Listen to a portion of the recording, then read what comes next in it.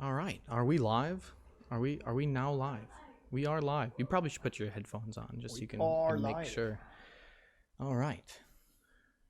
It's 7:05. All right. Let's get started. Today is October 29th, 2020, and this is SKALD Behind the Streams episode 1, where we are going to be talking about just that, behind the streams, all the crazy stuff that we work on.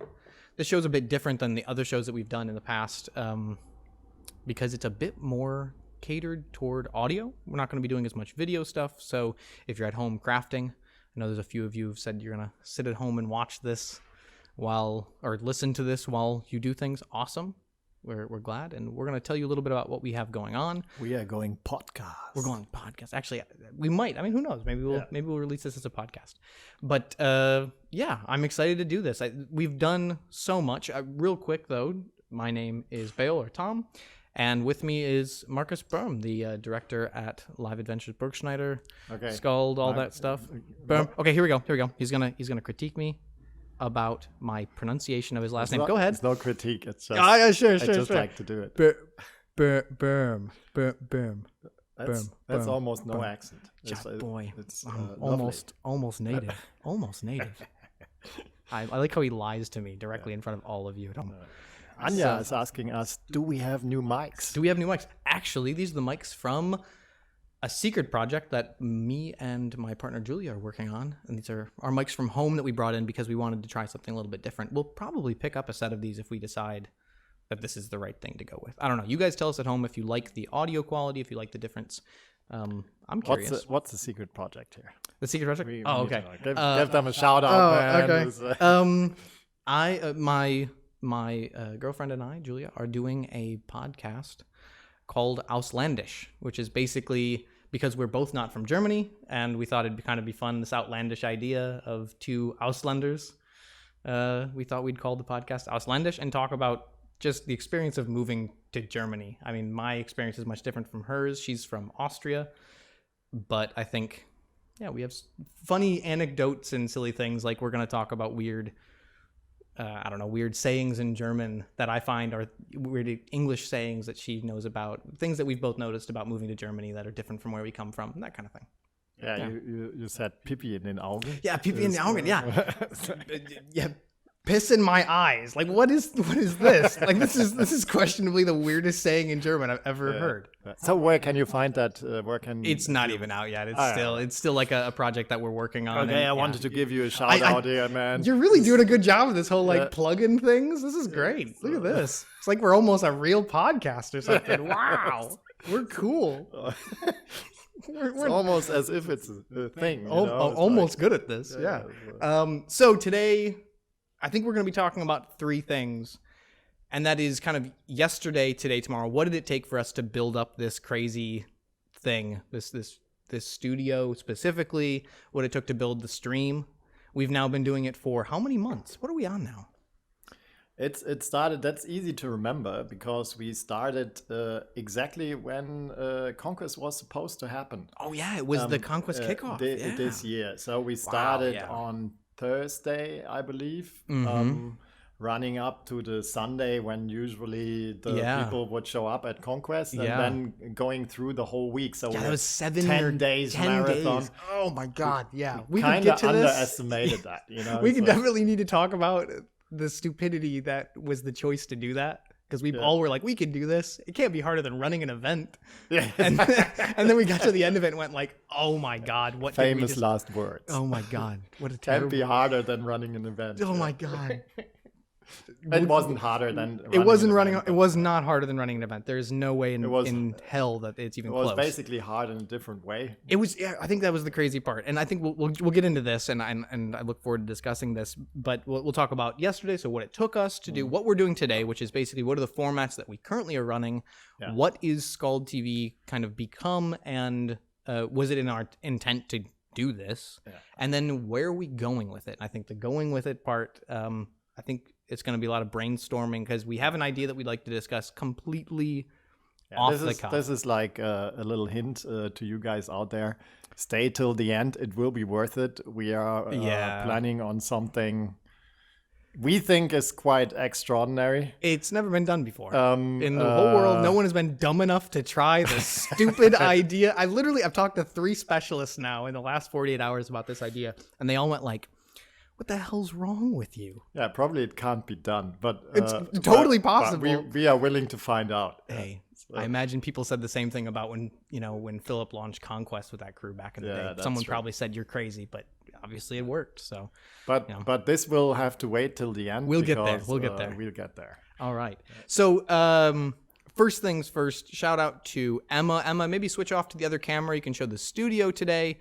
Emma is on engineering, so we'll be kind of going that. You can see here from that shot, we've got the team there, keeping an eye on what's going on. And this is actually the back of, kind of from the back of the studio space, looking toward where we're at. You can't really see very well. We've got these really wooden awful 2x4s. Yeah. And they're not even 2x4s. They're like 1x2s. They're like barely considered anything other than matchsticks. Yeah, it's true. Holding up the ceiling. There's something really disconcerting about knowing that like wood that you can punch through is currently holding up our ceiling. We're doing construction right now. I shouldn't say we. Can we show the hole in the ceiling? Can Merlin? Can you adjust that? I'm curious if we can actually see it. Maybe rack it up there. Yeah, you see the cables and the gaping hole in the ceiling. The gaping maw of the ceiling. Yeah. What a situation. Yeah. All right, take us back to main there. It has a slightly apocalyptic feeling sitting here and having this hole above our head. Yeah, it really does. Being sucked into the abyss or into the void anytime. It is very Cthulhu-esque, I could say that. Kind of a crazy thing. So Emma, thank you for taking care of things tonight. Super excited to have you on the team. Awesome job. Really been working hard. And I guess we can start with probably before we start. Yeah, go for it, Tom. It's us two sitting here at the moment, sure. But actually this whole thing was a team endeavor. Absolutely. Couldn't be possible without the team. Probably because of Corona, I would have liked to have everybody on stage here. That would have been great. That would have been awesome. But it's not possible at the moment. So let's talk about the crew real quick. Let's talk about the crew real quick. So, and I guess we can also explain what it takes to do this. Exactly. Yeah. This is, first of all, it starts with manpower. Absolutely. So we have our main team that ensures things happen before we get to the point where we're at here. And that is starting with Ava. So crazy hard worker that just basically dives into crazy amount of work that goes into potato, whatever. Yeah. It's a crazy amount of work to take all of the potential show ideas that we have and bring them into a format that seems to work. And there's trial and error and communication between the team that we have to do, but it's very clear that without a person going like, okay, who can we talk to? Who's interested? And making this kind of wrangling happen, we wouldn't be able to get off the ground. So couldn't start with anyone but her. And her years of experience in the community kind of give her these contacts and the people that we want to talk to. And she's also really good at this, connecting with people. Absolutely, and, absolutely. Taking care of everything. And she's also good in the stream. Where she does awesome. Yeah, exactly. It's great that we have people that we can pull up on stage, even if they're working behind the scenes a lot of the time. Yeah. So that happens. And then obviously we have the team of people who had to build this, which maybe is the next thing we can talk about. Emma, maybe you can pull up the B-roll that we have. Something's going on in chat. Oh, we got a hype train? Oh, no. Joel, hi, Joel. Thank you. Oh, Joe. Joe being Joe again. Joe being Joe again. Maybe I'm going to talk about Joe later because Joe's an MVP in a different kind of way. We're gonna talk about Joe in a little bit. Great guy. Fantastic. His whole family, great people. And I wish that his brother could be joining us. He's actually streaming right now. Otherwise, he would. I think he's streaming. Yeah. I think so maybe we'll raid him later or something. Yeah. So then we have what it took to do this. Emma, could you jump to? Do you have it live right now with the photos of? Okay, cool. Can you take us to the photos of when we started construction, actually. And for those listening at home for the podcast, you can find all these photos in the description below the video. We'll go ahead and make sure that these are available for you to find. So this was day one. So Marcus, maybe you can walk us in on it. We didn't build all of this. Yeah, from scratch. Basically we had that humongous space in Regensburg, which obviously was way too big and too it was huge, absolutely monstrous. And also from the arrangement of the rooms and how everything was set up, it was kind of you couldn't really properly use half of the space, so the whole place was kind of not really useful and really expensive because of that. I cannot. I know the numbers of what we were spending for that space, but it's insane to think how much space that was. Yeah, it was. You know, it's just like, really, you could literally park all the employees' car in the hallway. Yeah, between just in the hallway between the offices. It was insane. Yeah, and basically. There, we decided to abandon that place out of cost reasons, and not also, literally abandoned. We didn't leave it completely derelict by any means. We found a new tenant, and we had to put it also, just in case those the English speakers out there are like, you abandoned the property. What? Yeah, that's what we do in Germany. You know, it's like I'm gonna leave that one alone. So yeah, so we had this space, and it was used a bit previously before Burgschneider kind of melded with the Live Adventures team. When we took them on, that space had been used a few times before, but wasn't being utilized to the fullest. And I remember you and I having a discussion. Basically, we had most of the set built in there. Built in there, yeah. Only way bigger. Yeah, like twice the size. Yeah, it was huge. Huge, and basically it was not really in use because... kind of nobody really. I don't think there was at the time. The people that were using it weren't really, I think, thinking about the functionality of the ways that it could be used. Not to say that they weren't great people and talented. It's just that there was a different mindset that we brought into it. And I remember you and I talking about it initially and being like, let's just tear that out. But then after, I think we used it once or twice for like a product shoot or something. I realized, like, oh my God. The backpack shoot. The backpack shoot, yes. And I realized, oh my God, I can actually do something with this thing. Yeah, it works. Yeah? It does, yeah. And so we were thinking about throwing it out, actually. But then we said, okay, it's actually too good to throw it out. It really was. Why can't we move that to Frankfurt? And best... Yeah. We move it right into our office because then we will make sure we can use it anytime. It's a completely crazy idea when you brought it up to, like, we're going to move that studio to Frankfurt. And I was like, this is what? Like, and we're going to put it right here in our office. And I remember just being like, this is like awesome. It's like telling, especially being the video guy, it's like telling me that, like, I'm going to give you all the toys and a big sandbox to play in. And it was kind of hard to believe, but it was also quite daunting. And that's when we started construction. After we tore out the old space, we started bringing it in. And that was how many days? We spent 4 days. Emma and I tore the floor out from the old space. Both Marks, tore the walls out. Yeah. And then it was 4 days of us trying to figure out how to mount this whole thing. And we built a couch. We built a couch. I wish we could show that. We have it. Do we have that in there? Okay. We have it so we'll find the photos. So basically, as we are talking about team. Yes. So the Marks. It's basically we had Eva as member of the team, and the guy with the cap here, you can see is Mark Reinhardt. He is the guy who builds all the props for Live Adventure. Yeah, so all the big stone awesome things that you see, all the crazy huge props that we bring in on trucks that are insanely cool. Yeah. This guy hand sculpts these things. Yeah, and he also built the studio. He built the studio. Yeah. Yes, exactly. Yeah. And so thank you a lot, Mark. Shout out to Mark.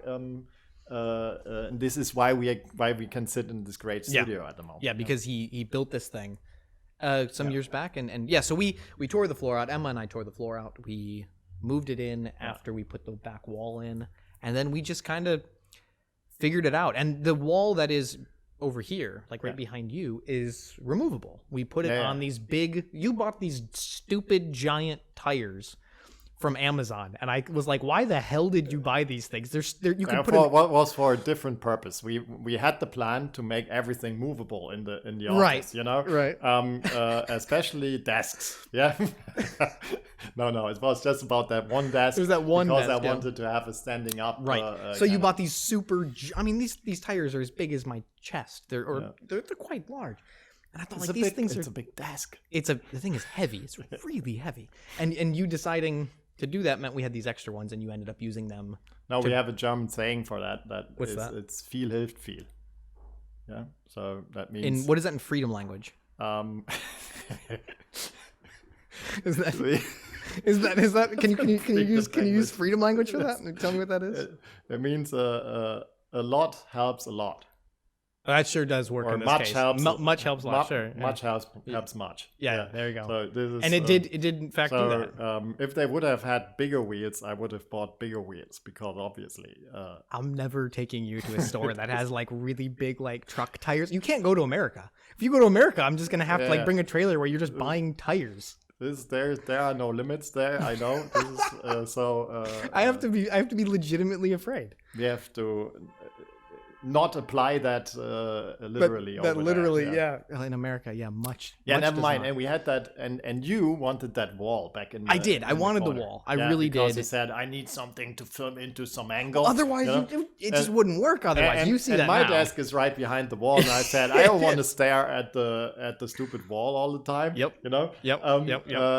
So as always, if we have problems like that, we find a compromise. So the compromise was. We build a couch. No, we make it a wall that is at the same time a car. Oh, we wanted to put it on tires, and we wanted to be able to move it. And then it turned out that it was front heavy, so you had to put weight on the back of it, which we had to build this sled thing. Yeah. And then we bought all this sand, and we realized, and suddenly looked at it and said, you could sit on that thing. You could sit on that. And then you went online on a whim and were like, I bought cushions. I bought cushions. And then sure enough, they show up, and I don't know if we have any photos of it. Do we have any photos of the couch? Yeah, there are photos of the couch. No, okay. All right, well, if she finds them, she'll throw them in. So we built the studio. There we go. So that's me holding it up before we turned it into a couch, but that turned out to be a couch. Yeah, and then we bought the cushions and put them right on there, and it's a beautiful couch now. I sit down at it every day. Hype train. Hype train. We are the lamest two people at this. Like, woo, hype train. You could pull a Steve Ballmer. Yeah. God, no, please no. We could definitely be white girls in the club, wooing all night. Nothing against white girls in the club. Yeah, we appreciate you. So this then, once we finish this, then we put the lights in, which you could see from our B-roll shots. We had some lights put in, and we brought the props in that we had from the old studio and some Funda stuff, and we ended up with this.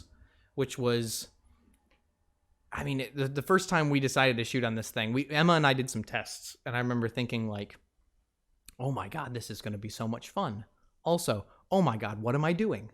And having completely no idea how to manage this thing, because it is a beast in itself that I'd never really dealt with. I'd never done live streaming in a set where you have, this much variability, but also like a weird lack of control. We have exterior light that spills in through the windows that we have to constantly fight. And then a weird power situation. We are not going to show that. I would like to show that. Oh my God, no. Maybe later. Maybe after a break we'll show that. Basically, there's a fire hazard under my desk. There's no fire hazard. You have not heard this. I know Peter Krins came in and saw it, was like, we're fixing this. Yeah. So there's a question in the chat that is, did you have that studio planned? Kind of. I actually went into 3D. Or was it a Corona thing? And the honest answer to that is, yes, it was planned, but not this fast. As fast. Yeah, because we actually just planned on moving the Regensburg location in Q4 2020. So around this time, and actually. Because of Corona, we moved already in the second quarter, not in the fourth quarter. Right. Because we said, okay, there will be never, ever again that few packages to be sent out in our company. We rather do this now to have it over with, because it's historically low we also have output. no events to prep for. This is the only time we're going to get for this. So we decided to move early. And that is why this was already here when Conquest was not happening. Yeah, I mean, otherwise it would have never happened. We wouldn't have brought this in if Conquest would have been happening, because we're focused on making that event happen. Making Conquest happen. Absolutely. So there's just no chance. It would have probably started in the first quarter 2021. Would have been the more likely time frame. Yeah, absolutely. So we ended up quite ahead of schedule. And we had planned some things. We had built I jumped into Google SketchUp and I built the office in 3D so that we could look at scale, and I measured everything out, and we were like, up to the coffee bar, we have 4.5 inches. And it worked out perfect. Really, it turned out to be kind of a, thank God for 3D measurements and that scanner. You have that laser thing that gives me distance. It's basically a tape measure, laser tape measure. I love that thing. So we built it, and then we started basically deciding what we were going to do, which is when you and somebody else, I think it was you and Ava and Tobai, decided, let's do Conquest live and do a celebration of Conquest because we can't be there. And then you said the magic words to me, which was, it's in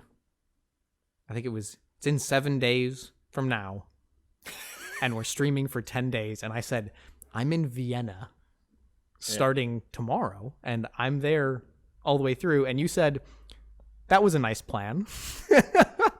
I think that was a bit different. Whatever. I actually started talking about this like 7 days before. Yeah. But no one managed to figure out that I had vacation during that time. Exactly. And you, as usual, didn't take me serious. I won't lie. Yeah, we do about live stream. and then there was the real ball drop, because it's like, cool, I can cut vacation short. I don't mind. It was we're going to do a 10-day stream marathon. And I went like, get the fuck out of here. And we actually didn't know how this works, so we now frantically had to find out how can we stream at all. So we did this. We did the first very strange test things, and the next people come in that helped us a lot on setting that up is Tim Brohn. Man, Tim, our actually he's a front end developer. He's a front end developer at the company. A programmer. Yeah, but he privately he's doing a lot on Twitch. So he spends a lot of time on Twitch. He writes his own Twitch programs for the bot structure stuff. He's super knowledgeable about this whole thing. And he helped us set this up. So shout out to Tim. Thank you very much. Thank you, Tim. And thank you, Tim. And the other person who helped us set this up technically was Justin. Yeah, he's actually audio. Justin from our accounting. He sits in the back office, just behind this wall. Actually, is his office. Yeah, exactly. And I remember video-wise, I'm good. We managed to figure out the video part really easily. And then I remember we were like, cool. Oh shit, we have to capture audio in this whole thing too. And it was a frantic me running around like a chicken with my head cut off. Especially since we started, our first show was two bands with playing. 2 bands playing. And it was like, oh yeah, there's like going to be instruments. Thing ever. It's like, it's not just like, let's start with a talk show, like something like this. It was like, let's start with live music. Yeah. It's like, what? So we had to mic the place. Oh my God.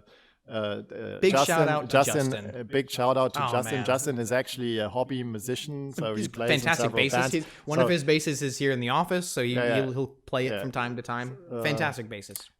Part of the Burgschneider jam band. Yeah. One of these days we'll actually do a jam. Don't. Instead of it's like some things cannot be unheard.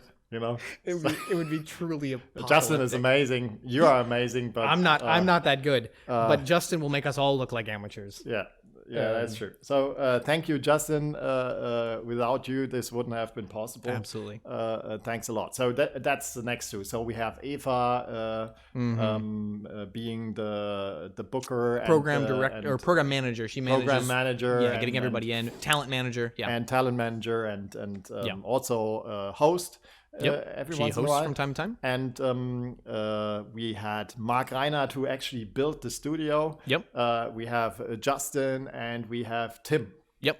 And then let's see, where did we get to next? Next thing would be kind of, it works in timeline, but also in introducing people, which was kind of teaching the next set of people to do the job, which is Emma, who's on controls today.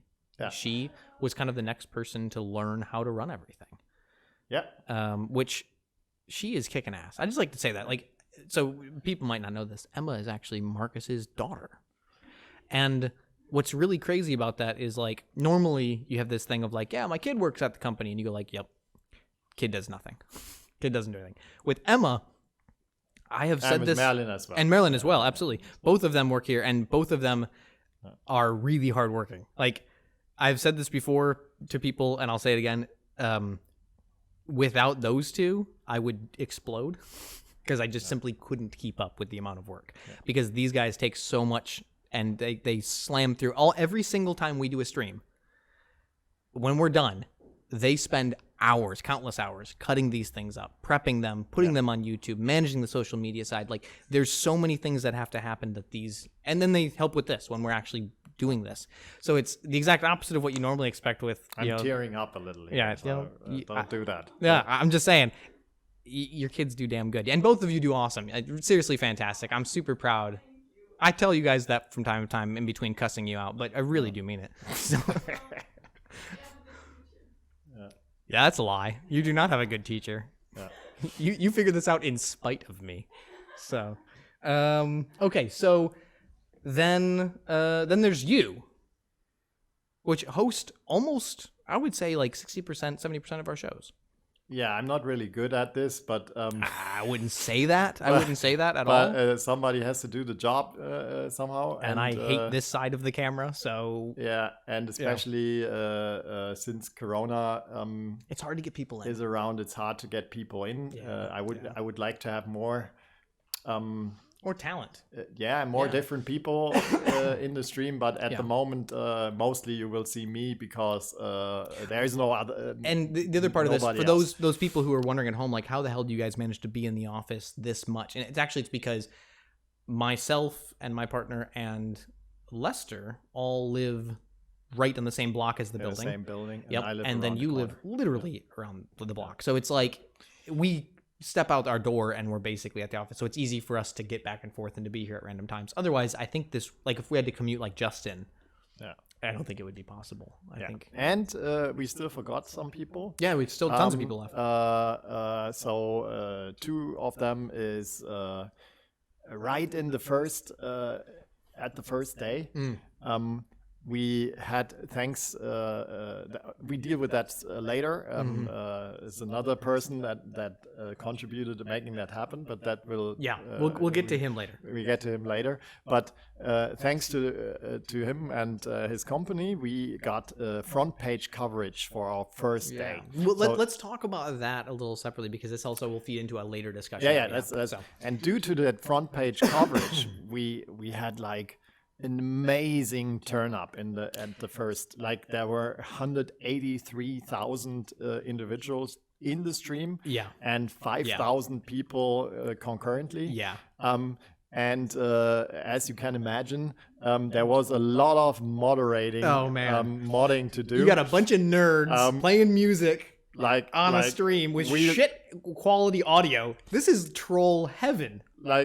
Wielding Thor's banhammer like crazy. Seriously. So there was Niklas Suppe, who is our main mod in the stream always. Jens Scholz. And Jens Scholz. And Silke. And Silke. Shout out to you guys. Our moderation team is fantastic. I think, and I won't give up who he is in chat because I don't want to give up secret identities, but one of those members is in the chat always as moderator, And and Tim also did and moderation. Tim, absolutely. And so huge thank you to our mod team. You guys do such an amazing job. Also, huge shout out to Nicholas for emotes. I don't know if you guys knew this, but because we were able to do so much with the stream right out the gate, what was really interesting was that we opened up something that normally streams take years to do, which is custom emotes. And this allowed us to do the elements. There's something they say they can hear me twice. I can hear you twice. Yeah, I would say we go into a little break. We fix that. Yeah, we can do that. Twice. What time is it now? Good. We got break time. Yeah. So let's figure that out. If someone can in the chat try to explain where the echo might be coming from. Yeah, I think your mic is picking up me as well. That shouldn't give an audio feedback. Actually, I think I do know what it is. Yeah, I do know what it is. Is it like super annoying? Marcus has a little echo. Well, I think we'll give it a try. Okay, so we're going to go to break. When we get back, we're going to talk about the last few people on the list of important people. We're going to talk about up to this point, like what have we been up to? And I'd like to talk about a few memories from shows that we did, because I think we have some really cool shows that we should take note of. And then let's change gears and let's talk about the shows we have and the shows that we are moving toward. That will be awesome. Most of the time, I think, is going to have to go toward moving toward, because this is stupid. See you after the break, guys. Yeah. Bye-bye.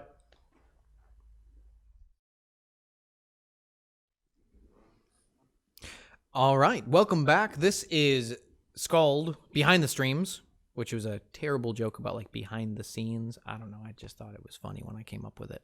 I texted you frantically, I know the name. And this is actually my job in this company to come up with the terrible dad jokes. Yeah, you're good at that. You're real good at that job. I'd like to point that out. But that was really a worthy endeavor, a worthy try. I have to say. I nearly dad joked it up. Yeah, nearly did. It's it kind of makes me proud a little. Damn. Finally. Raising you up to the levels of dad jokeism. Finally, is that the English word, dad jokeism? I don't know. It is now. Finally, one father figure can be proud of me. Dark humor. Yeah. So, all right, let's jump into the who else have we let's see, we talked about most of the team. Do we have anybody else that we need to mention quickly? All right, let's not forget anybody who was involved. I mean, in one capacity or another, the whole company was kind of. I think everybody has had to work on this at one point. Yeah, we've had basically every single employee of the company has come on in one form or another except for Boris and Justin, which they will not, no matter what we do. Yeah, we didn't have Julia from the warehouse and Ollie from the warehouse. That's the true. Warehouse the warehouse team. Although, man, we'd have to censor the hell out of that stream. It's the warehouse team. Anyone who's ever worked warehouse is going like, oh yeah, This is not our warehouse. It's every. Yeah, I think Ali and Julia would come on here and just go like, these assholes keep sending us all these stupid request things for the warehouse. We're gonna kill them. Yeah. This is not how they talk. No. It's actually in German. They don't speak freedom. Yeah. So we have that, and basically let's get into if we forgot anybody who was involved in this project. God, yeah, if we forgot you, please. And we forgot to name scold us loudly and clearly. We are sorry for that. We think we got everybody who was directly involved in building this thing up. Let's not forget Lester at all. We really cannot forget him. He's run multiple shows, hosted tons of times. There's so much that he's done behind the scenes to help out as well. I just want to make sure that we mention him specifically. That is true, Lester. And I mean, this is something we come to later. Is we had a lot of people in the stream, and we have quite a bunch of hosts that also hosted streams and did amazing work and shows. And Lester is one of them. Absolutely. But that's in the later part.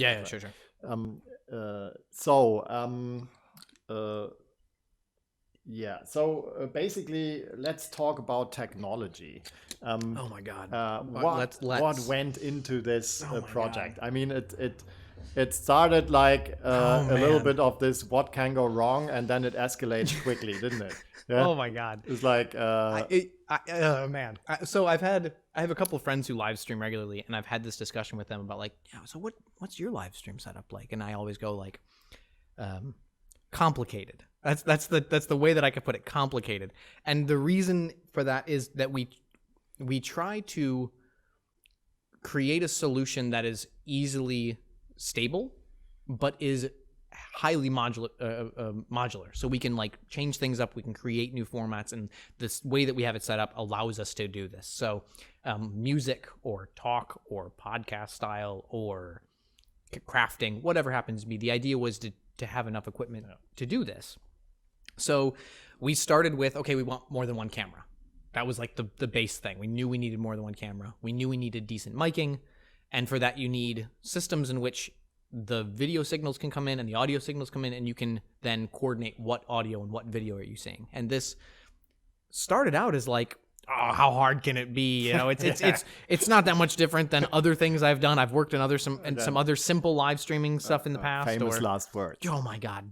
Like, how hard can it be? How hard can it be? Yeah, no, this is. I don't say it anymore. I just don't say it anymore because the last time I did was this. And it turned out to not be. It wasn't that we weren't thinking of it properly. It wasn't that we didn't have the right ideas. It was the minutia of a thing. It's the, you know, you talk about a lot in the office, like 80% of the work is done in 20% of the time. Yeah. It's always that last little bit that takes the most. And for us, the last little bit has been an ongoing process of failure and then like coming up with solutions and finding ways to move past this. And the big thing for us was audio. Video, I think we managed to pull that off pretty quickly. We understood just from a understanding, my video background allowed me to kind of have an idea of what I wanted, but it turned out to be the audio was really where even to this day we struggle a bit. Yeah, and we and when I say we, I mean him.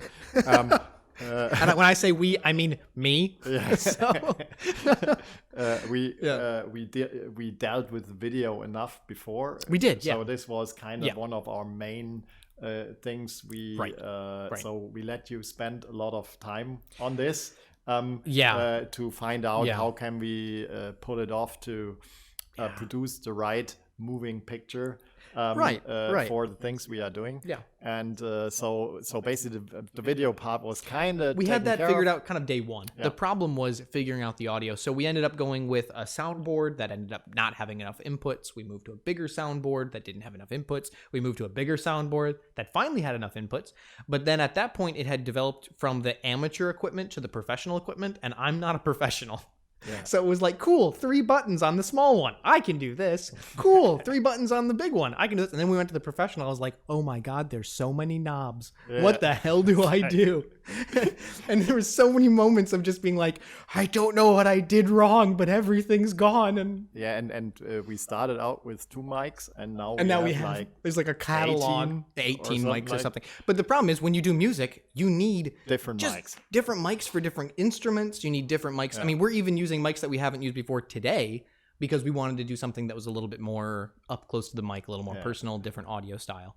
And even then we're looking at, okay, we need something else. And thankfully Tomon exists, and you can buy these cheap, like cost effective is probably the right word for it, very cost effective, but still functional for what we need. But we also found out that the cost effective thing for some mics is awesome, and for some mics means throw it away and buy it again. Tomon, I know you're not watching, but I'm going to pretend you are. So this is for you, Tomon. Your wireless lavalier mic system is truly the most glorious hot garbage I've ever seen. It truly, it brings me to tears thinking about how much I'd like to feed you one of your own microphones. Anyway, now that I've made that, this was really underwhelming. Like we said, we found that very cheap lavalier mic solution. That's gonna be so awesome. And then. Second time using them, they were like, it's like someone set off a bomb in the studio. They started randomly exploding on us. My God. There's actually like, I think DC from OT Blaza made fun of in his behind the scenes the fact that I had to fix his mic so many times. And I thought like, it's just his mic rubbing against his clothing or whatever. No, it's just shit mics. It's truly shit mics. They're still over there. Maybe we'll have like a stream of us like whipping the floor with them or something. We do a stream where we ritually burn them. Dude, I'm so into this. Give me the go. Eat this, Toman. Just hashtag Toman. Tag them in it. Maybe we'll get in. Maybe they'll give us the good ones. This is a bit mean. The other mics. This is a Tomon mic, so as much as I am talking shit, these things actually work fantastic. The other house brands of Tomon are actually awesome. Right. Tomon makes a lot of really good stuff that's affordable. Really, really good and really good price. Notice how we back up on this. We like walk ourselves back, thinking like maybe they'll send us free stuff if we don't shit on them too hard. Yeah, it's Mark. There are people in this company who know the people over there personally. Oh, that's true. We're gonna get yelled at by people. We don't have the protection of anonymity here. Oh shit! Damn it. This might come back to bite us. Shit. You know, cease and desist letters. So probably and it's never. It's always a possibility that we were simply too stupid to use them. Oh no, it's almost okay. Let's preface my hot garbage statement with the person using it. In 90% of cases, when something isn't working properly, is the complete idiot controlling it. So I'm gonna go with my dumbass probably couldn't figure out how to properly make these things work. But it's way easier to shit on the manufacturer. I'm just gonna point the finger at somebody else. Yeah. What are you kidding me? This is easy. That's how you do that. It's so much easier. So, but that said, we did find out, okay, the labs we had were a problem. Basically, the reason was 4-channel lab. They had pointed out to us that it wasn't 100% that 4-channel works. And we said like, let's gamble. We just tried 3 channels though. Yeah, we only ever used 3. That's true. We never even used 4. They said 3 was totally fine. They even sold an A, B, C version so that you could have an A channel, B channel, and C channel. To be honest, they said 2 are totally fine. And some random user on a was that what it was? So some random guy in the comments was like, 3 I tried it with 3 was no problem. Just fine. And then we were like, he said it. Yeah. Let's do it. That's cheap. Let's save some money. Let's do it. And then what we found out was random guy in the comments may have been full of shit. So we aren't really running lav mics anymore. So how that kind of works though is all the audio goes into a soundboard. That soundboard feeds out to an ATEM, which is what controls our video switching, and also brings in our audio, and then that goes into our Streamlabs software. And I make it sound super simple. I did build a schematic that breaks down all the cable management and cable structures that went into it in order to teach the other team members. They all hate me for making them learn that thing because it's actually not that simple. But once you learn it, it makes sense. It's there's so many. The main problem with the streaming, as I see it, is there is so many moving parts. There are so many components who have to interact with each other, and having the right setting to make sure that they don't conflict with each other on every little thing. And then we tried to add Zoom into the situation. Yeah. Oh my god, that took us like I think it was a month. A legitimate month. The first flawless Zoom call ever that we made was last show, like 2 shows ago. But then Zoom was the problem because we had bad signal with Zoom. Yeah, that was the first time. The first time it was really flawless was last Monday with Nicholas. So it really take me 2 months to solve that problem? Yeah, or 3. I'm legitimately ashamed of that. I'm like truly ashamed of myself for that. It turned out to be a very complex problem because Zoom wants to control the audio and video. It wants to be the main controller of that source so that it can be secure, which totally makes sense. But then you also need that audio and video to run through Streamlabs so that the stream can see it. So we tried all these complicated solutions, and it turned out to be the correct solution was to buy a webcam that had it in both and just give it a webcam of its own. So we have this, first thing we bought was the most, it's kind of like a solution like this. Yeah. And then we bought the worst webcam I've ever seen existing. Yeah, this was amazingly bad. I didn't know you could actually collect video at that. It was like literally people say like you're shooting from your toaster, I see, or like you have a toaster webcam. It's like this really was so bad. Like children's toys with little cameras built to them have higher quality than this. It was like I could see all 9 pixels and 2 of them were broken. Like it was so bad.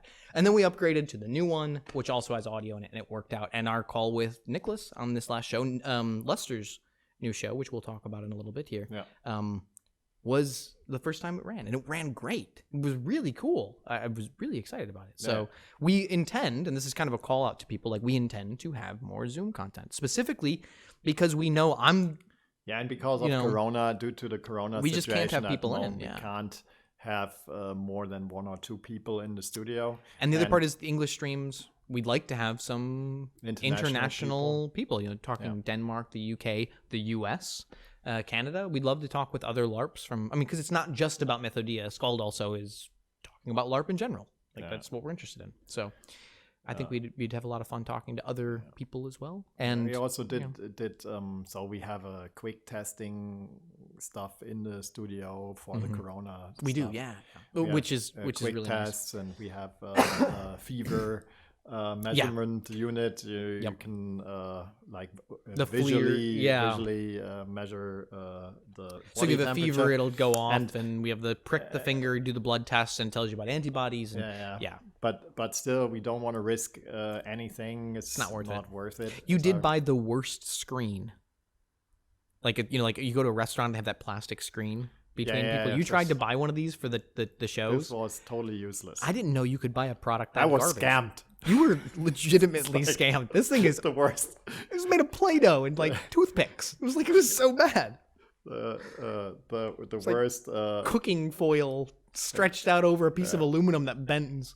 How do you call this TV advertisement shows? Oh my god, as seen on TV, late night sales. Did you buy that from that? I'm just imagining you after getting home from stream, laying there and being like, have you ever wanted to do your stream but have never been able to? Try the Screen Protector Stream Protector. And you're like, this is exactly what I've needed. The Stream Protector 2000.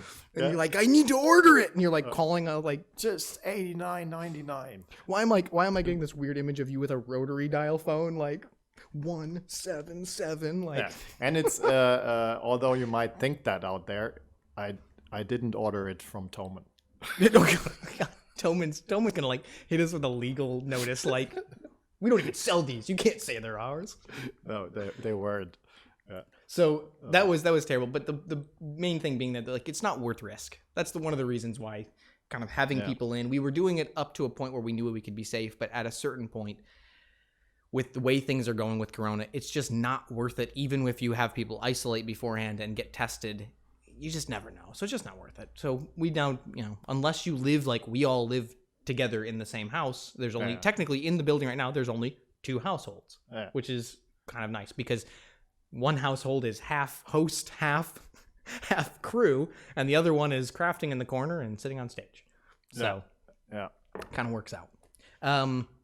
So then, okay, so we've talked about basically up until today, which is the formats that we've done and we are doing. So let's talk a bit more about what were the different shows and who were the guests involved. Honestly, I'm not going to remember all of them all. There's no way I can remember all of them. Let's go from the top of our head. So one show format we had and we haven't done for a while, and sadly due to Corona we probably will not do until we can have more people in the studio. Music streams. Oh man, those were awesome. Yeah, Geigenvogel were really fun. Let's see. McPete and Rattenpack. God, Rattenpack was awesome. Yeah. Serious musicians. Musicians. We kind of basically McPete and Geigenvogel had that grand opening night where it was crazy amounts of people were in the stream. And thank you, Twitch, for that promotion. Yeah, we should probably just mention, we came into this with Twitch saying, we want to support LARP-related content in a way that we haven't before. And they basically, you were the one who brokered all this and talked with them and made this kind of, or I should say, they offered this to you and you were like, what? Yeah, this is, there might be somebody, who who actually is a LARPer. There might be a LARPer who happens to also is a Mythodia player. A Mythodia player who happens to work also at Twitch as an account manager. Yeah, it might be the case that it helped a little. I'm trying to not potentially throw people under buses and shit, so I'm trying not to get someone in trouble just in case. But there is a person, and they're an insanely awesome LARPer too. I'd like to point out this human is an awesome dude. I gave up that it's a dude. Oh no, someone can do the math. Yeah, no. Shout out to Philip Billing here. Philip Billings, holy, what an awesome dude. Very much, you very much made that happen. What an awesome guy. We had a 2-hour-long conversation with him yesterday talking about what we'll talk about later. Where we're going to be going. And what an awesome guy. Yeah. Absolutely awesome guy. Love spending time with him. Yeah. And on the Twitch side, they said this is very unique content you're doing. We would like to see where this is going. So we would like to put our weight behind that and help a little to get that off the ground. So this made for an awesome start. I don't think that anything we have done or could do, and I know we have to go to a break here in just a minute, but I don't think anything we've done or could do up until this new project idea would have ever gotten us front page, because we just simply, you have to have something really special to go front page. So for them to see what we're planning to do, for them to see the fact that LARPers have something special and to give us that front page was insanely cool. And we got this front page option 3 different times during that 10-day. I think even 5 different times. But the first time was front dead center. First panel. We had it for a longer time. Man, and the numbers were. And it hit obviously the thing we were doing kind of hit a spot at that point. Geigenvogel and McPete killing it live. And sadly for Geigenvogel and McPete, we'd like to apologize because we really didn't know what we were doing. Maybe this is the time we won't go with the we'd like to apologize. I personally would like to apologize for being the asshole who potentially could have gotten way better audio quality out of that situation and was just too damn stupid to figure out how. They sounded so good live. Sitting here in the office and listening to that and then going back and watching that stream. I know some people are like, oh, it was fine, don't worry. I feel ashamed.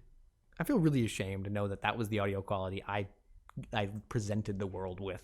And man, I can't wait to have them back so I can make up for it and do it properly. We learned so much about this. Like the studio reverb button that's meant for bands, where you press it and all of a sudden every band sounds good. And I was just like, that button's not important. What? No, press the button. It's when did reverb ever help with anything? Yeah, ever. What an idiot. I'm ashamed. Anyway, so I think next segment, we probably have to burn through it because I want to spend a bit more time tonight talking about this new plan, this new idea that we have. So we need to get through the show stuff, but we need to jump to break real quick. I need more coffee. Yeah. So let's jump into that. So we're going to be back. 5-minute break, give or take. And we do have iPads here in front of us with the chat open. So if you have questions for us, go ahead and drop them into the chat. We'd love to either ignore them or answer them. I don't promise which. I'm just saying you can put questions in there. And we don't ignore questions. That's not what we do. Watch me. So we'll look. Tom, do you have a dog? I don't have a dog. Man, I have 2. So I kind of adopt your dogs when they're in the office. That's true, Man, I love. I've kind of adopted my neighbor's dog too, Lily. Great dog. Dog. Anyway, so we're gonna go to break. You go pet your dogs. If you have your dogs at home, you tell them they're good boys, the best of boys.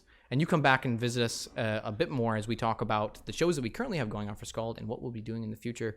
We'll be back in 5. Thanks for watching so far and continuing watching SKALD Behind the Streams. See you in a few minutes.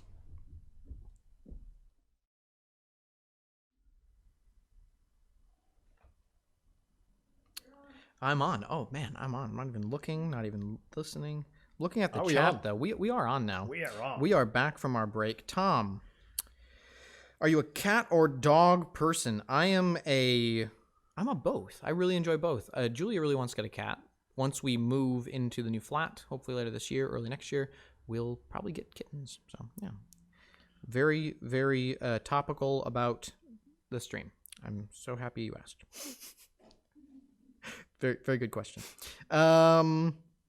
So welcome back to streams. Welcome back to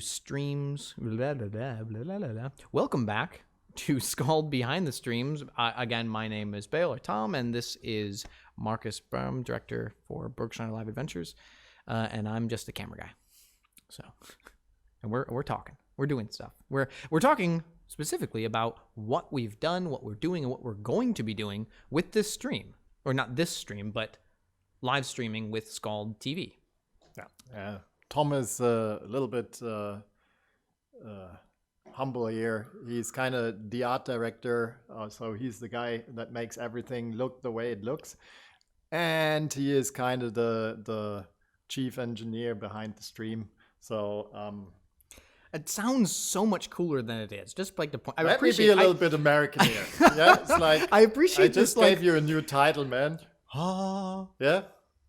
Chief engineer. Chief engineer. Wow. I call you Scotty from now on. You already do. You give me these crazy ideas, which we're going to talk about one of these crazy ideas in a minute. And you go like, figure it out, Scotty. And I go like, I can't do any faster. Like, and I apologize to anyone Scottish watching. You're just going to.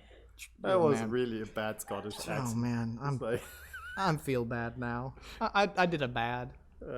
Okay. So,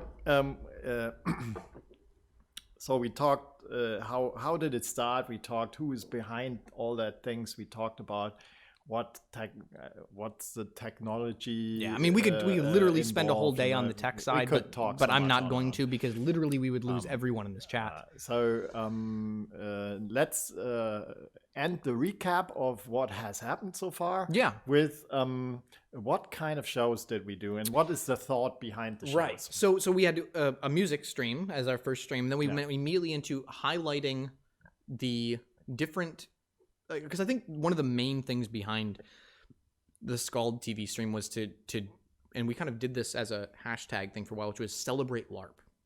Yeah. It was this idea that really the goal for this stream is to make LARP more accessible and interesting to non-LARPers, and to have LARPers find content that they can get excited about and find interesting and learn from. I think education is also a big part of this. So we obviously did the music to just put some music out there. Let's have some fun. Let's create something that people want to watch. And that for those who couldn't be at Conquest, none of us could, at least it gave you a sense of nostalgia or remembrance. And we have so many great musicians so many. On Conquest, and on our events. We also wanted to give them a room to be. Since due to Corona, they couldn't do what they do, which is be awesome and play great music. Yeah, so exactly. We couldn't do that, so we did that. Then we did the Mythodia Insider, which I think started out just as like a SKALD talk stream where we had Mythodia stuff, and it became Mythodia Insider, which was the name of our newsletter that we were doing. Yeah, and we kind of copied that over. Yeah. And I literally just like grabbed the branding I had already created and we patched together the simple version. Then just recently in the last month, we updated the stream look and design to be a little bit more unique.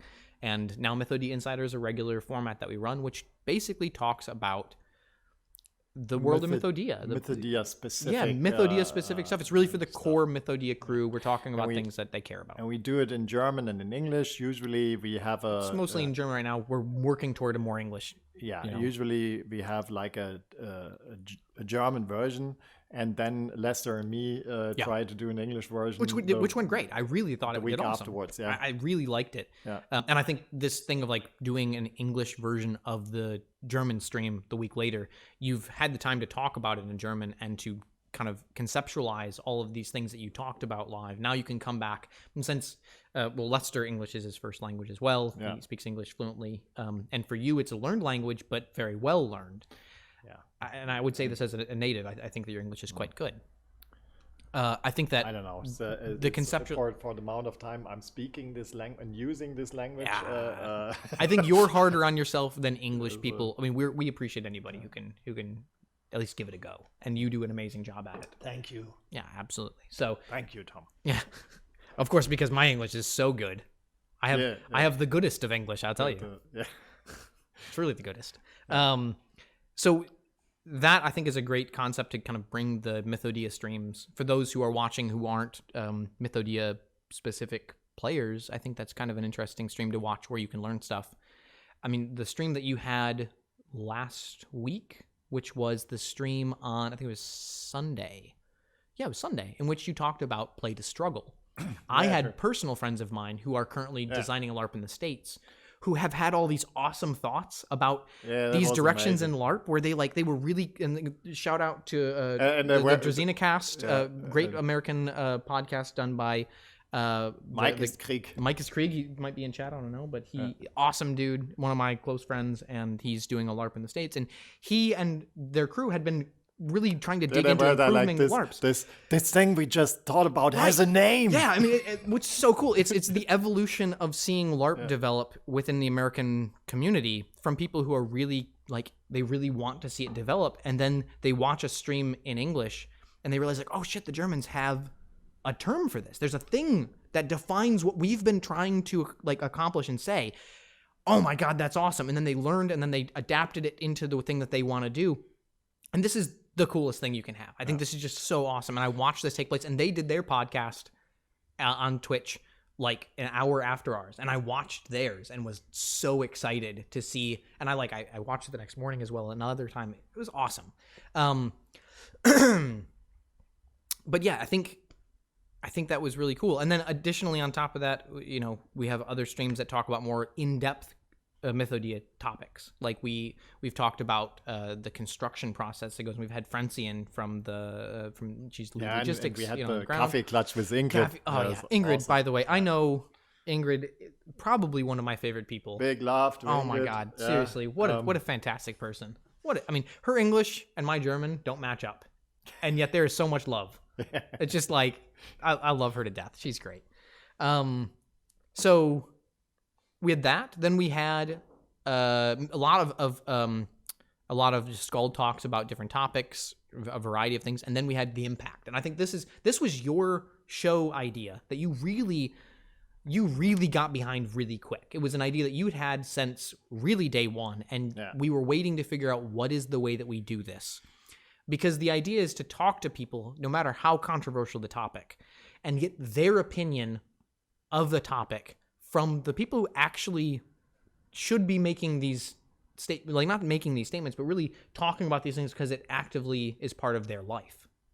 Yeah, for me, it was I wanted to have a show where we talk with people that are.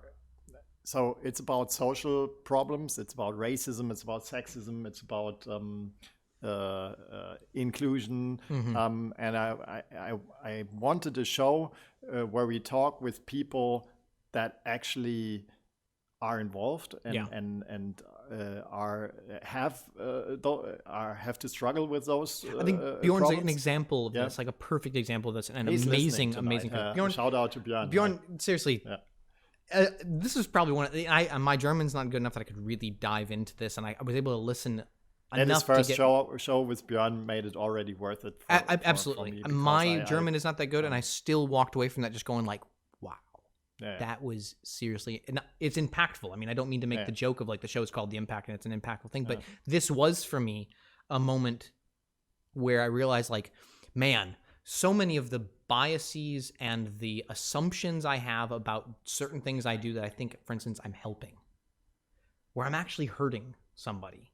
And this was awesome. And for me, it was mainly caused because of all the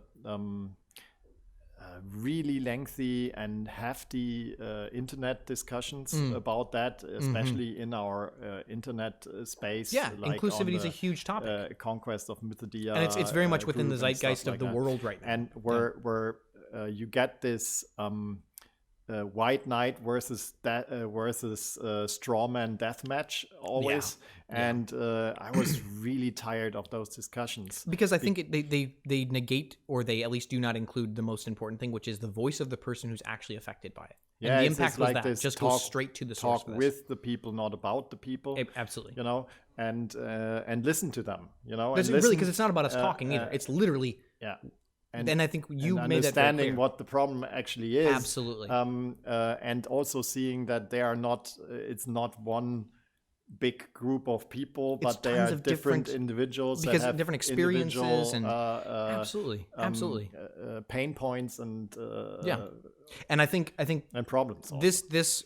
This format, I think the Impact is a really great show to continue to have discussions that are kind of hard to have sometimes, but need to be had in a way where the people who are not directly involved with the topic are listening, not talking. Yeah, it's about building understanding and building a sense of or really how it is to be in somebody else's shoes, and not telling them when they have to be offended and when not, and but rather listen to them when they are really offended, and why that is the case. Absolutely. And I think the only way that and when you hurt them without probably even realizing, and why that is the case. Absolutely. And I think the big thing here is the listening part is what, and I think you hosting the show, you're fantastic at this. You just sit and listen and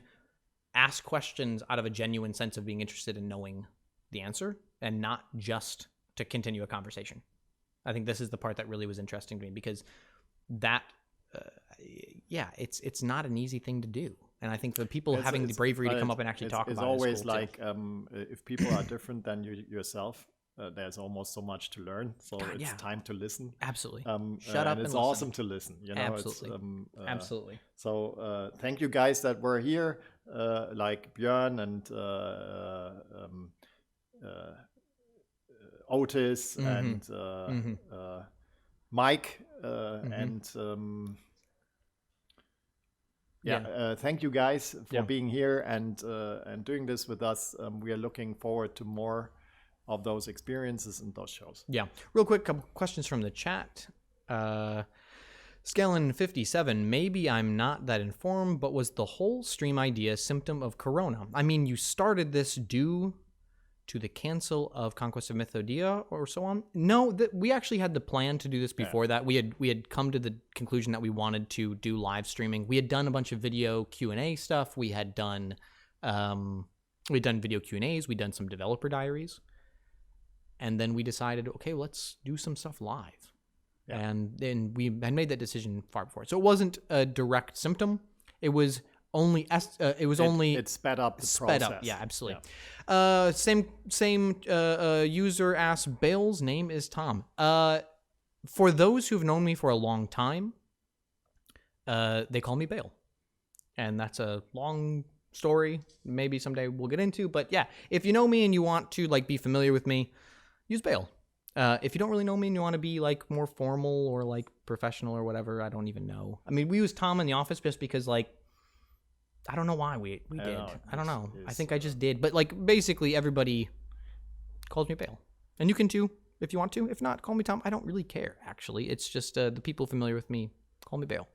So, Random Joe. You can also call him Herr Müller.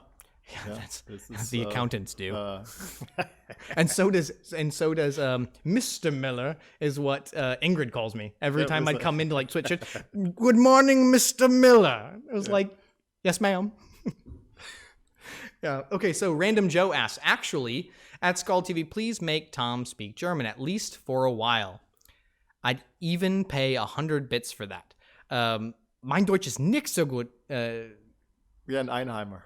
Ja, Einheimischer. Ein Einheimischer. Einheimischer. Nein, keine Ahnung. We don't go into that. Nein.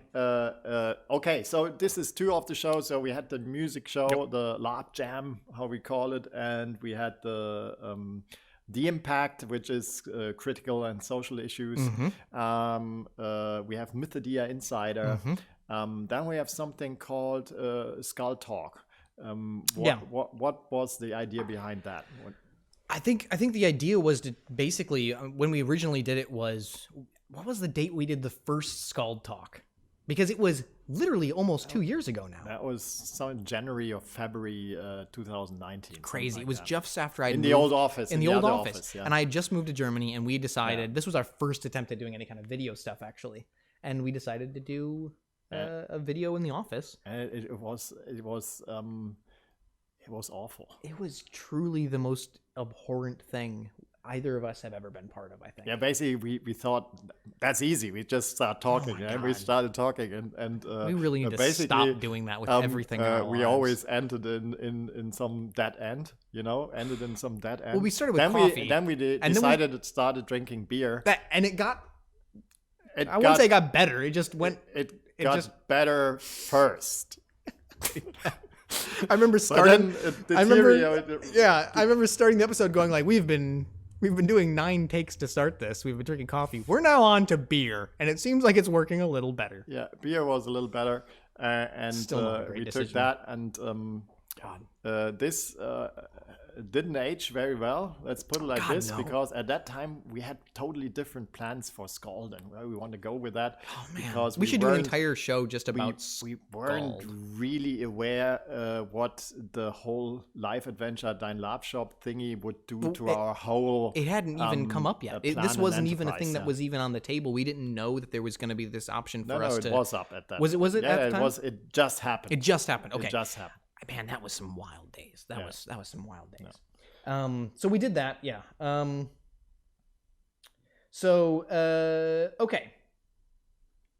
Let's think what else would have there. So it's SKALD Talk, which is basically just us talking about the community, non-specific methodia, general LARP.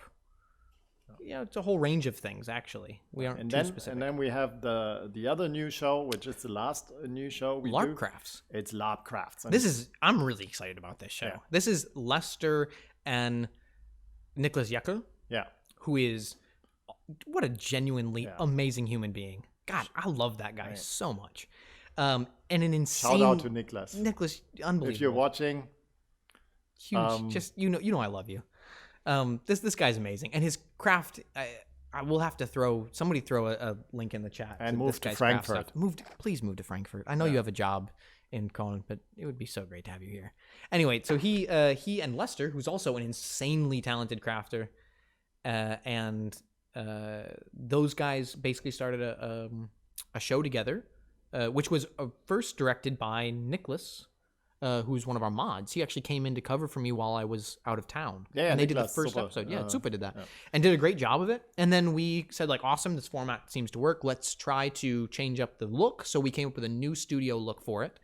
And that was really nice. That was so cool. That was last Monday. Yeah, just a couple days ago. And man, was it awesome. Found out we had some problems with, again, like always realizing we have issues with like little pieces, things.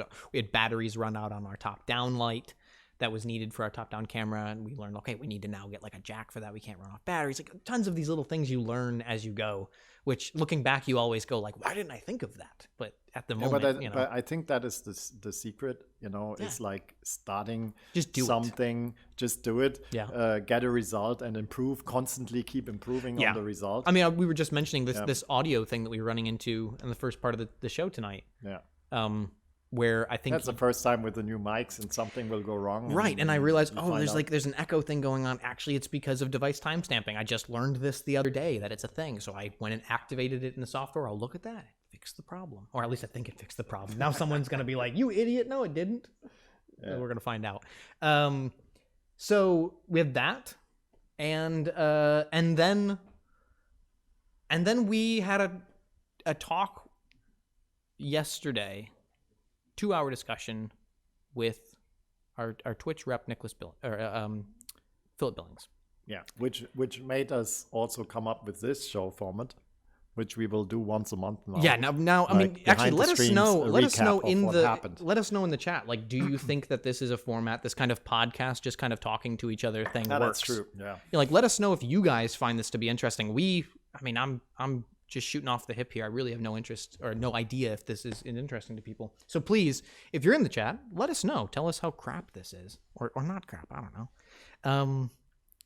So I don't even know where to start with this next part, because now we're into the what are we gonna do. So let's. I think we have to start with where most LARPers start. No, let's start with why are we actually doing this? So there's like that's true. We should several reasons why we do this live stream. Reason one, which is the most obvious reason, is obviously we want to be better become better at communicating. Yes. And be more transparent and communicate more and more to more people. Yeah.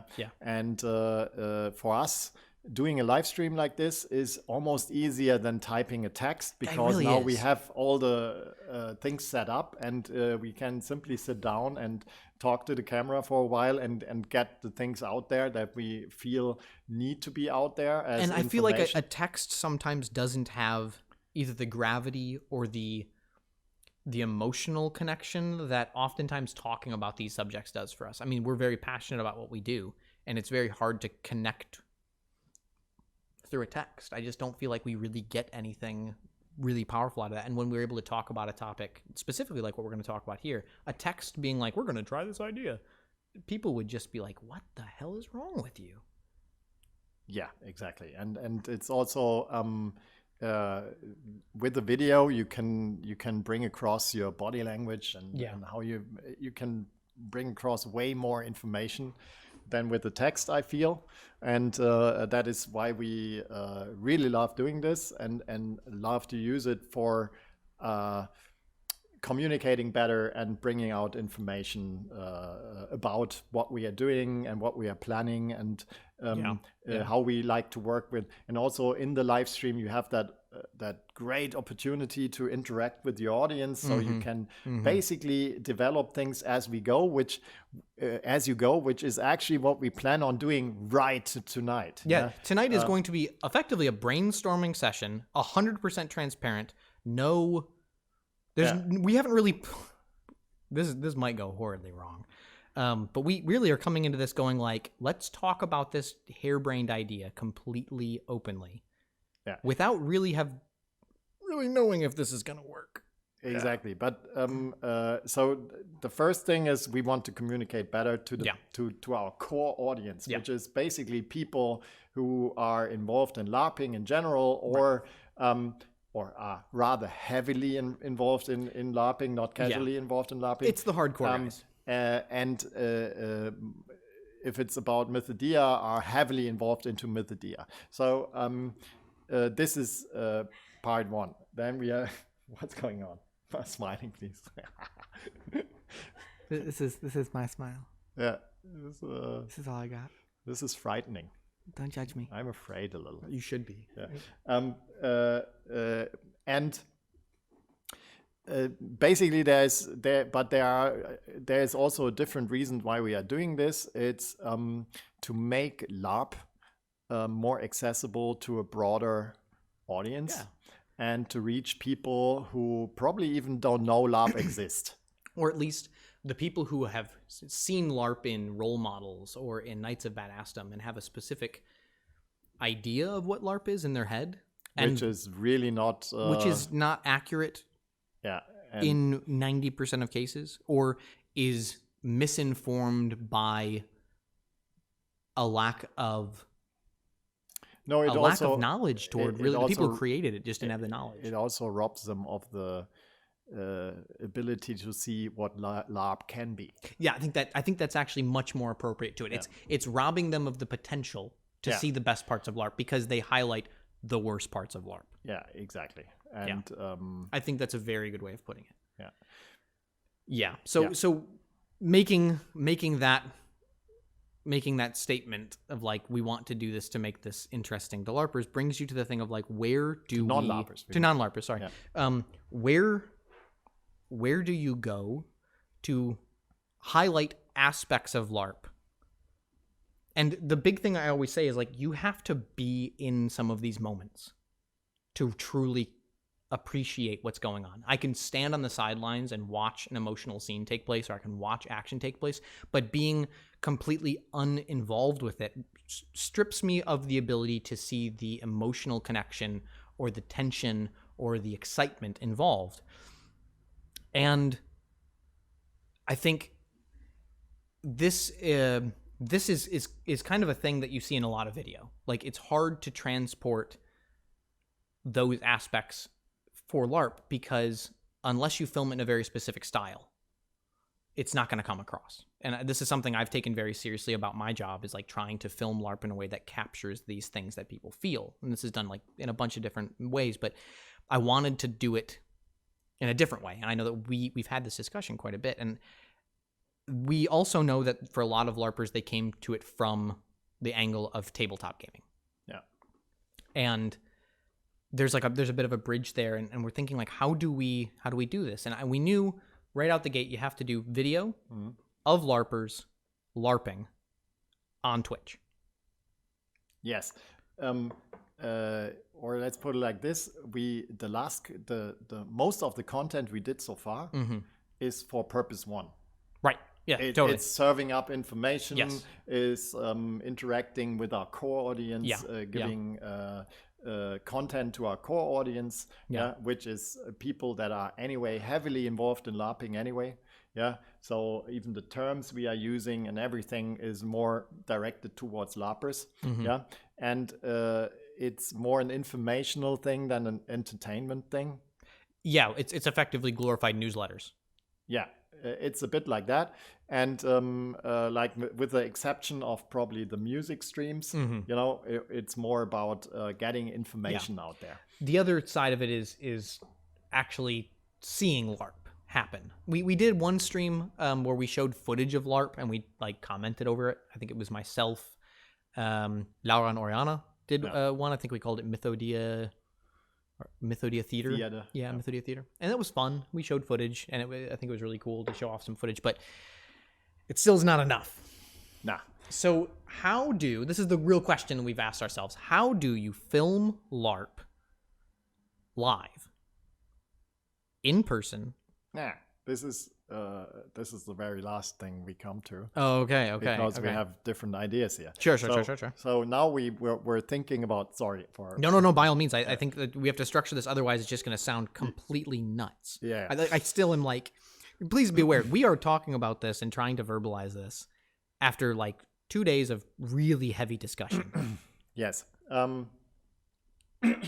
Sorry.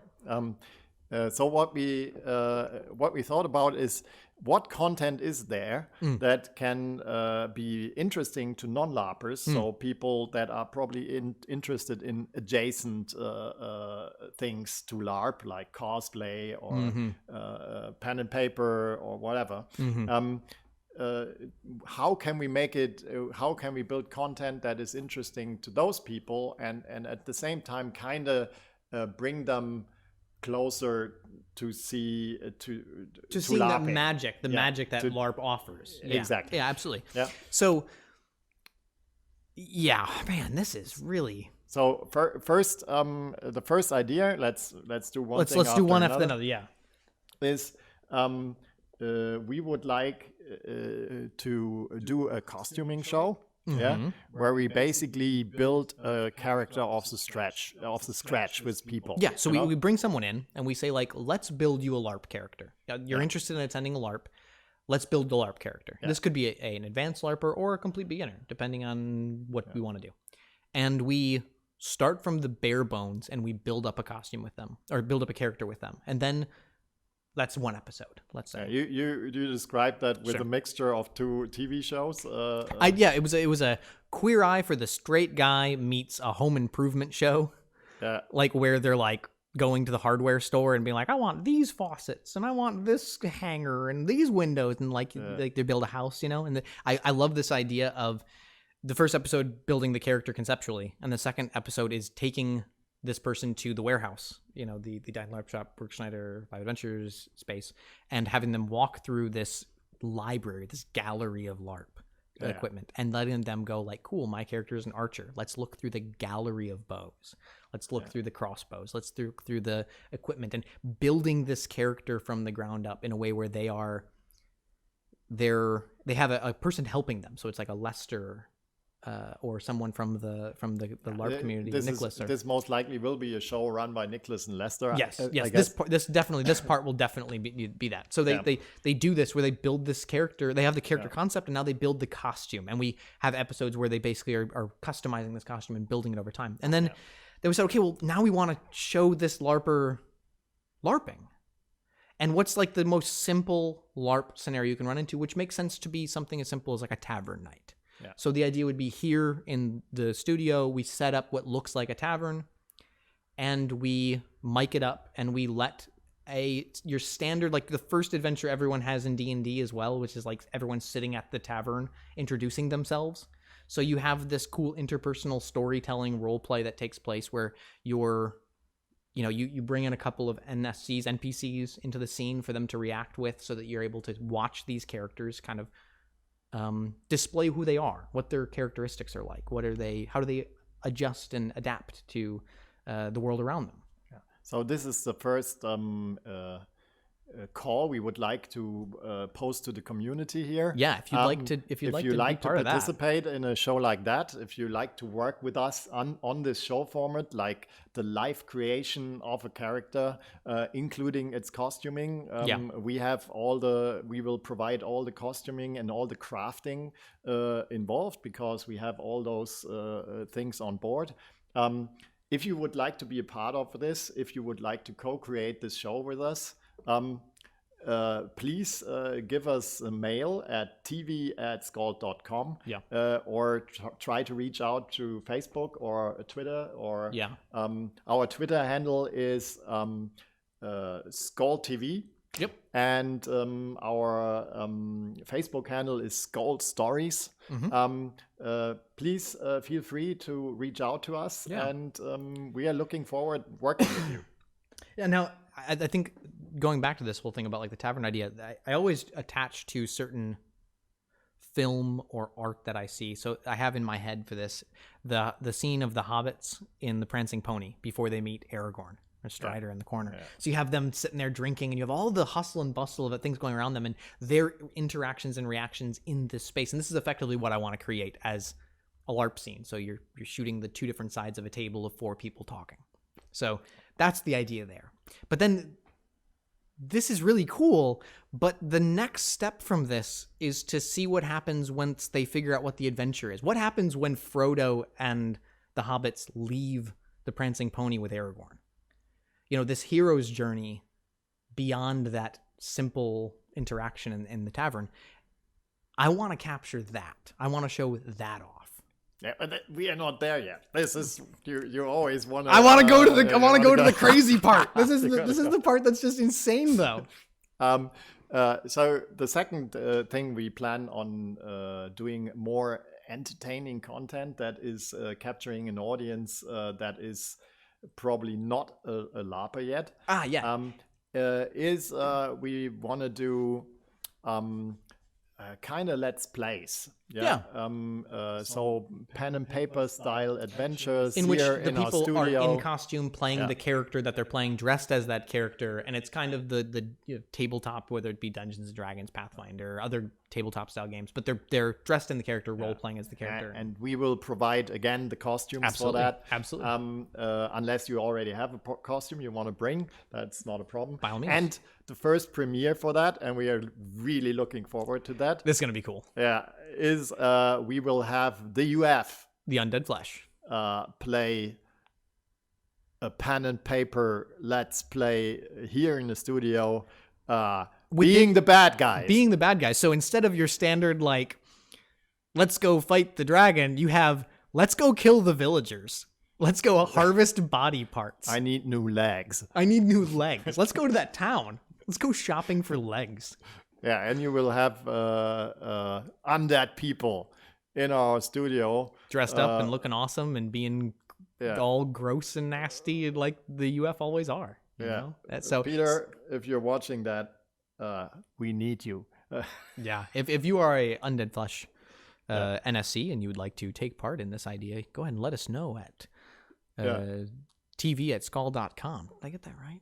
Yeah, tv@skald.com. So you make sure to let us know if you're a UF player.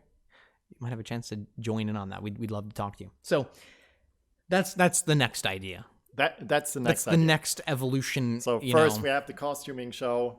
Second, we have the let's play pen and paper in our awesome studio with costuming.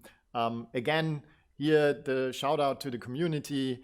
If you want to be a part of that, if you want to co-create formats like that with us, please feel free to contact us. Send us an email at tv@skald.com. We are really looking forward working with you. Thanks so much. Now that we've got enough sound bites that we can clip from this to like throw out there, like, people, we're doing this. Yeah. So now do I get to drop bombs? Now you get it. Now I get to drop bombs. Okay. Get to drop bombs. Yeah. All right, here we go. Drop the bombs.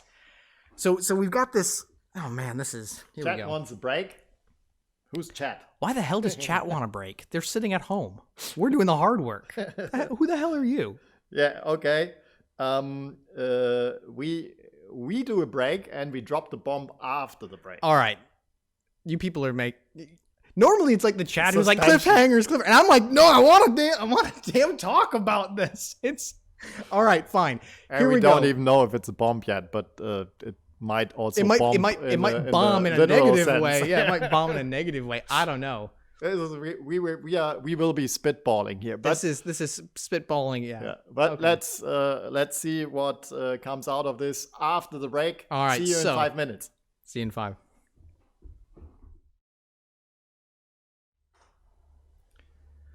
Welcome back to SKALD Behind the Streams. Again, my name is Bale, and I'm joined with Marcus, the director at Burgschneider Live Adventure. We've got a couple of questions from the chat that we're going to handle before we jump into this next crazy part. Fion Torno Tattoo says, how can I get to know this handsome guy on the right? I can only assume you're talking about Marcus. He's on my right. And since I'm reading it, it's on my right. Yeah. You can get a hold of him at skald_Marcus on Twitter. I would definitely say, start there. That is true. And Fion, I don't know you, but I heard a lot about you. So just to be clear, that's my tattoo artist and my best bud here in Frankfurt. Yeah, and he's a awesome dude. Miss you, man. Can't wait to see you. Hopefully this. Well, actually, not this weekend. We're on lockdown. Love you. Yeah. Okay, next question. Urskamug. I'm gonna go with that. Awesome name. Yeah, that's a great name. Yeah. Sounds orcish. It does. Yeah, really good orcish name. Urskamug. Yeah. It's good. Do some acting tutorials with stage theater skills. Some with theatrical, in parentheses, fight or die and so on. I mean, scenes you can always use at any LARP event. This is kind of what we talked about with the whole like education side of thing, and we've done a lot of this. And we will do more. And we'll do more of it. So this is stuff that definitely will come up. This is already in the planning. So we plan about how to better portray magic in LARP. That's a great discussion. Oh my god. Yes, yeah. And the bearded Brian Hiddinga just did a video earlier this year about this topic. An American LARPer that I'm close friends with did a topic video just on this, like how is magic at LARP often an issue, and how can we circumvent this? And he had a couple awesome points, and I'm really excited for us to talk about this topic because it really is a great topic to discuss. Yeah, I think Lara is on the case. Oh man, I believe great. She plays such a fantastic mage, and she's also great. Yeah, awesome. Fantastic on camera too. Yeah. So awesome people there. Yeah. Okay, I'll jump to sneeze to poop. What? Oh man, some of these names. Is Nicholas Craft's OnlyFans happening? So there's an OnlyFans craft thing with Nicholas. Man, this. I can neither confirm nor deny the statements that could or could not be made by others that may or may not be true. I couldn't have said it better. Boy, my words exactly. Genau. Okay, so last question from Urskama again. This is actually this question is really on point for what we're about to talk about. The bomb that we're saying that it's time to drop. This is actually right to the point. Capture little typical intimate stories and scenes, maybe a scripted with original audio to show non-LARPers the game from an inside perspective. And I think the important word there is inside perspective. So I'm going to paint a word picture for you of a live stream. And this is, I'm saying this to Marcus, but obviously he knows what we're going to say here. Imagine you log into a stream. We are painting this picture for already several days now. Yeah, we've been at this, and we've talked to a few people about logistics behind it. Like, so like little children, this and then we and then we yeah, fevered discussions of us running around. Yeah, it gets kind of wild around here. So here we go. I'm gonna paint a word picture. So you log into a stream and you find that the beginning of the stream starts with a person in a costume looking into a mirror, and you see from their perspective in a first person and them putting on their costuming. And then the camera cuts to a third person perspective of a camera from the room, kind of an omnipotent camera, seeing this person putting on their clothing. This person starts talking about, to maybe their friend who's there in the room, what they're getting ready to do. And this is the same people that we just met in the tavern experience. We kind of got to know these characters a bit in this tavern experience that we talked about earlier. And they're finishing their clothing and their armor, and they stand up and they go to leave the room. And as they go to leave the room, you're in this first person perspective following them as they exit this room into the greater part of this castle and out into the room. And as they do, there's some cuts to other camera angles of them, cinematic angles from behind of them walking through this corridor. And you're watching this. And as they come up to a junction point, all of a sudden everyone just kind of stops, and up on the screen pops 3 options. 1, take the stairs upstairs. 2, go to the courtyard. 3, go to the kitchen.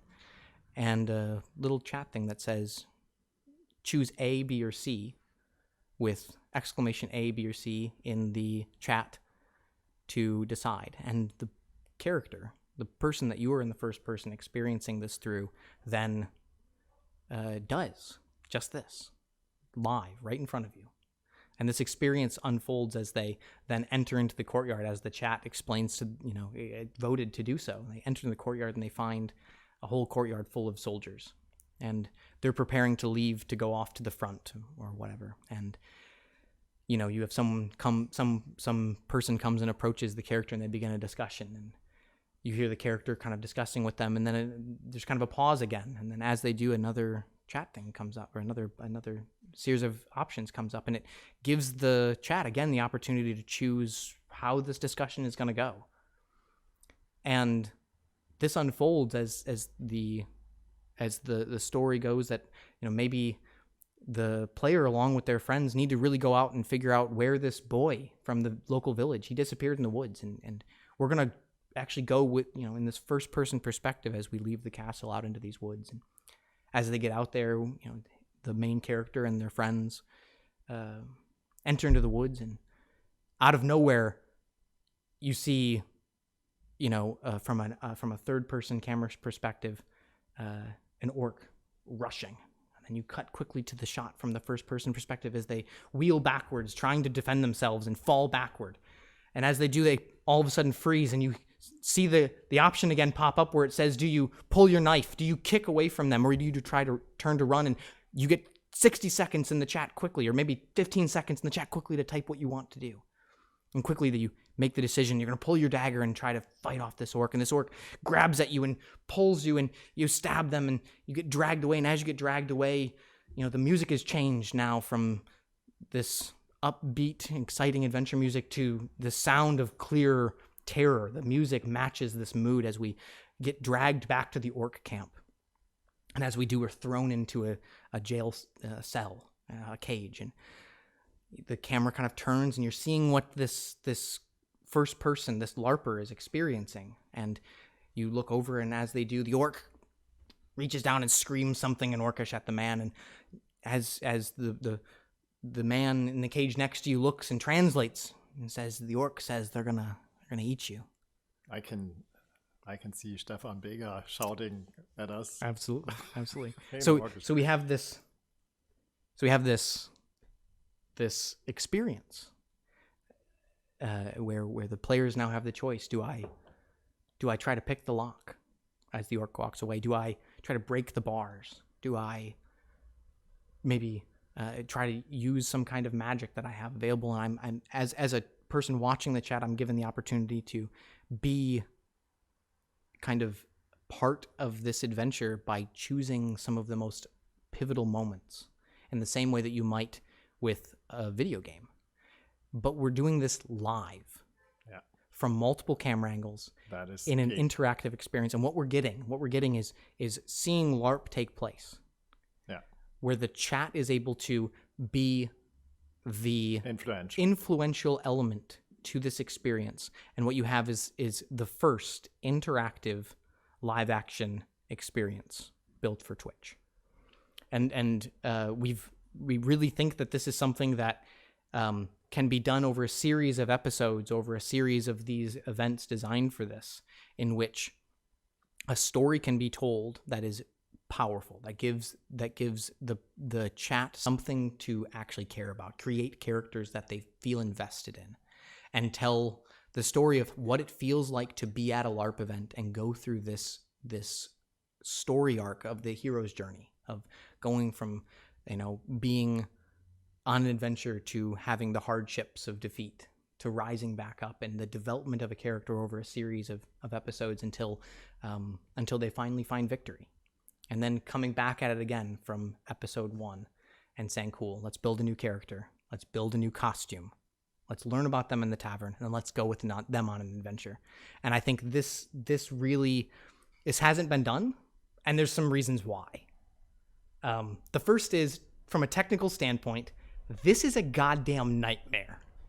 I just told to Tom, make it happen. I'm getting a Scotty moment, and I'm getting pitched. I mean, I've worked through this enough to be able to tell a story of what I feel this is going to be like. But understanding from a technical standpoint the different aspects of what this is going to be, it's very hard. But it is not something that isn't being done in other ways. Technically, there are other places in which you have this kind of thing. Obviously, we have to find out what the technicalities about all this are.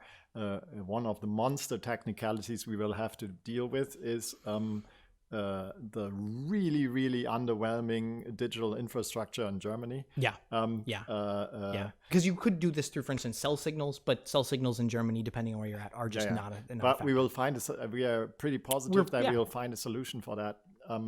But what we want to do is live twitched, live action experience that is interactive with the chat. And we want to do this as we always do it. First, we try it as minimal as possible to learn to do cheap mistakes.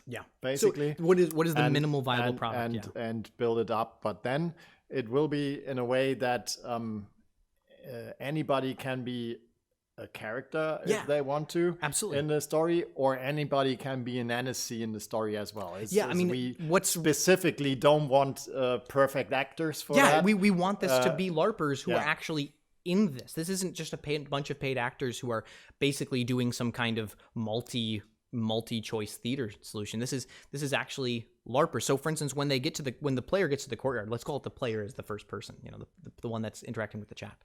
They get to the courtyard and they have a series of options. The option might be turn left, right, or center, and depending on how the LARP around them is taking place, they may meet somebody that might become their new companion on this adventure. And that is a player who would be attending this event just like they would at a normal LARP event. And in the same way that you have NSCs who have kind of scripted and planned out things that they're going to be doing that influence the game, the chat will be influencing the player, which means that anyone attending this event with us will be part of this adventure. And for us, this is not total fantasy land, because in a way we are already doing this. We are. When we do our live action role-playing events, it's kind of similar. Also, our SLs are used to having little earpieces and communicate with each other. Absolutely. And we are already filming. So the only thing we need to do is we need to basically tailor the experience design a little bit more to being tailored towards a camera, a specific person enabled situation, and basically implementing the interactiveness of the chat, where we will learn how this can be done. What's great there is are that different ideas we have right now, so we could do time freezes, which would be not good for immersion for the players. It's not great for the immersion for the players, but it is the most effective in sense of logistical planning. The other would be that we actually cut out to your proverbial DM, your dungeon master, who is kind of a gentleman, like a bearded wizard reading from a book as if he's reading the story that's taking place. What thoughts should we put into the protagonist's head?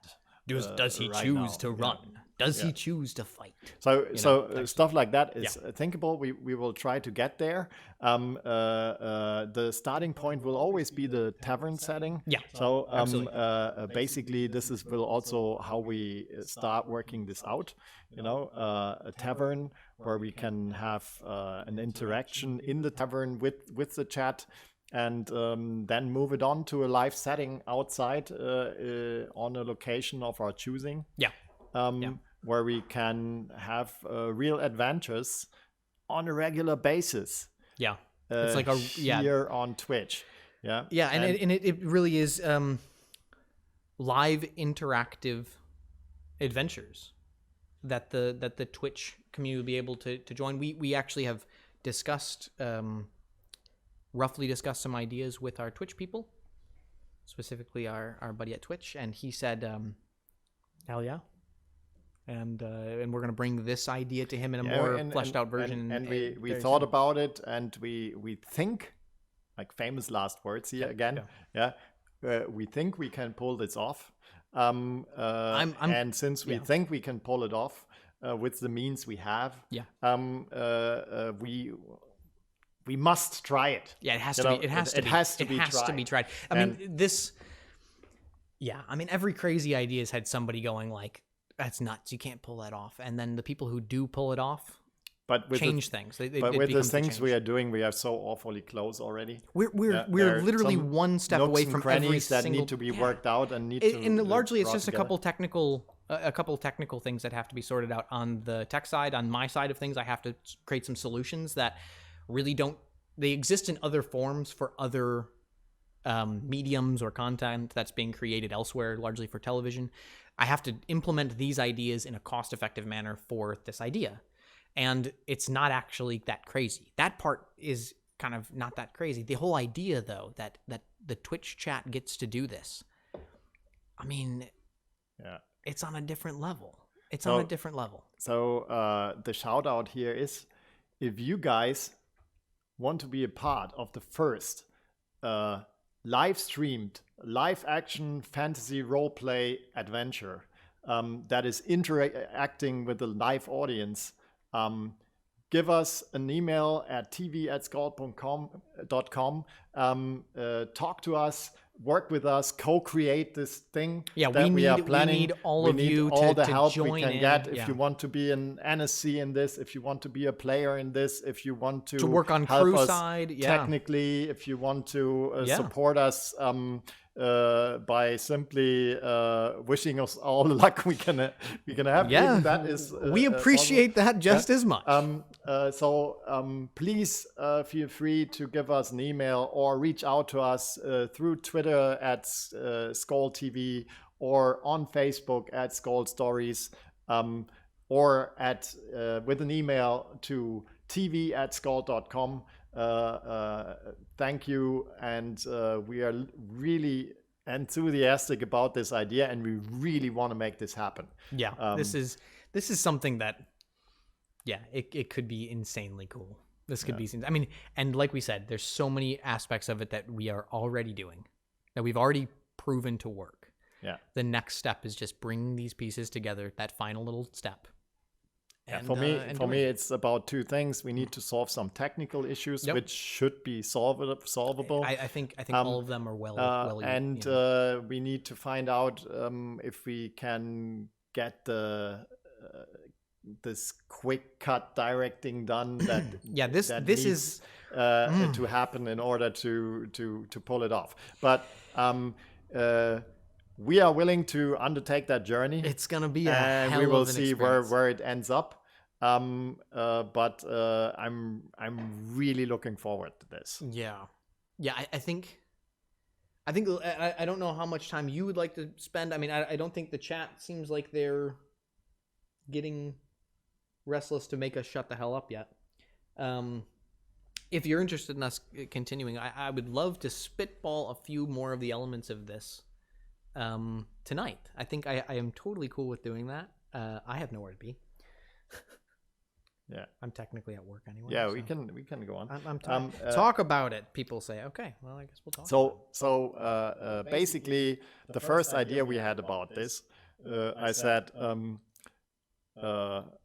let's do friends in a fantasy setting. So we have our tavern here, which is like the central perk, you know, and they come up with stupid things to do, like we need to steal old man Jenkins' goat. Let's go steal Jenkins' goat. And then they go out and they steal Jenkins' goat. Yeah, and you get to follow them along their adventure to steal Jenkins' goat, and you end up with a funny stealing mushrooms thing from in the Lord of the Rings. You know, you get that fun, very playful experience.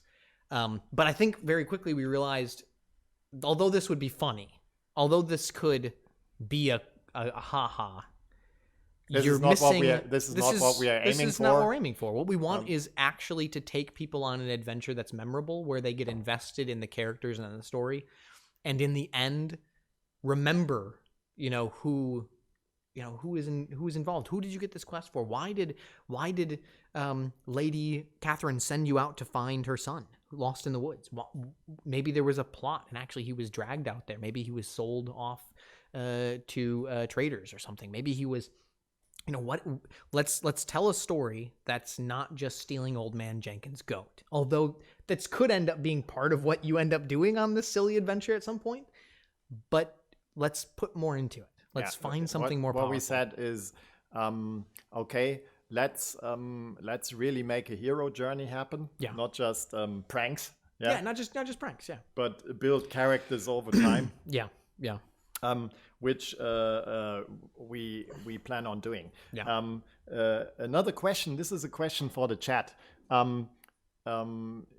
What would be a setting you would like to have that in? So we are thinking about probably if you could pick a universe, let's say. If you could pick a universe, what universe would you pick? So for us, it's about obviously pulling people who are not into LARPing or probably even don't know LARPing exist into that. So basically taking the most famous LARPing universe out there, Mythodia probably is not the right thing to do. I don't think that's the way to go. As much as it would be cool, I think it doesn't relate to enough people. It isn't something that people can attach to and say, like, man, I know this universe. I've been here. I know what's going to be coming. I know those woods are dangerous. Exactly. So we our thoughts went along the line Dungeons and Dragons today. Christian Schmidt. We talked about this, and he said, "I can see that as a Shadowrun. It could be a Shadowrun experience as well. So you have a run. You actually do the run to try to get into the vault to steal the data. So what settings would you think are best suited for that? Probably you can make suggestions here. No. See, the LARP Beard actually asked a good question. Can't really use an IP due to copyright. See, this is where things actually shift.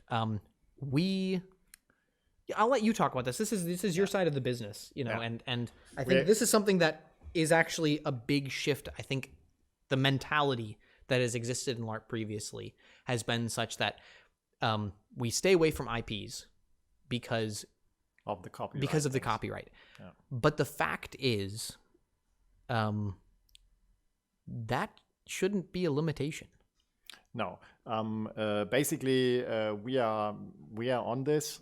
We will work with official IPs on that, and some may work, some may not. Mm-hmm. Dungeons and Dragons and Shadowrun is something we definitely think will work. Other IPs may not work. But we, as basically in the LARPing world, we are one of the one of the bigger people, bigger players. So, and if we're not utilizing we are that kind of reach, we are kind of taking serious. So if we talk to somebody about a IP, they are listening. Yeah, we can just put it this way. Which doesn't mean that we can pull it off, but it means at least they are listening. If we were to say like, okay, it seems like Dungeons and Dragons is the place we want to go with this. The solution for us is actually we will acquire those rights.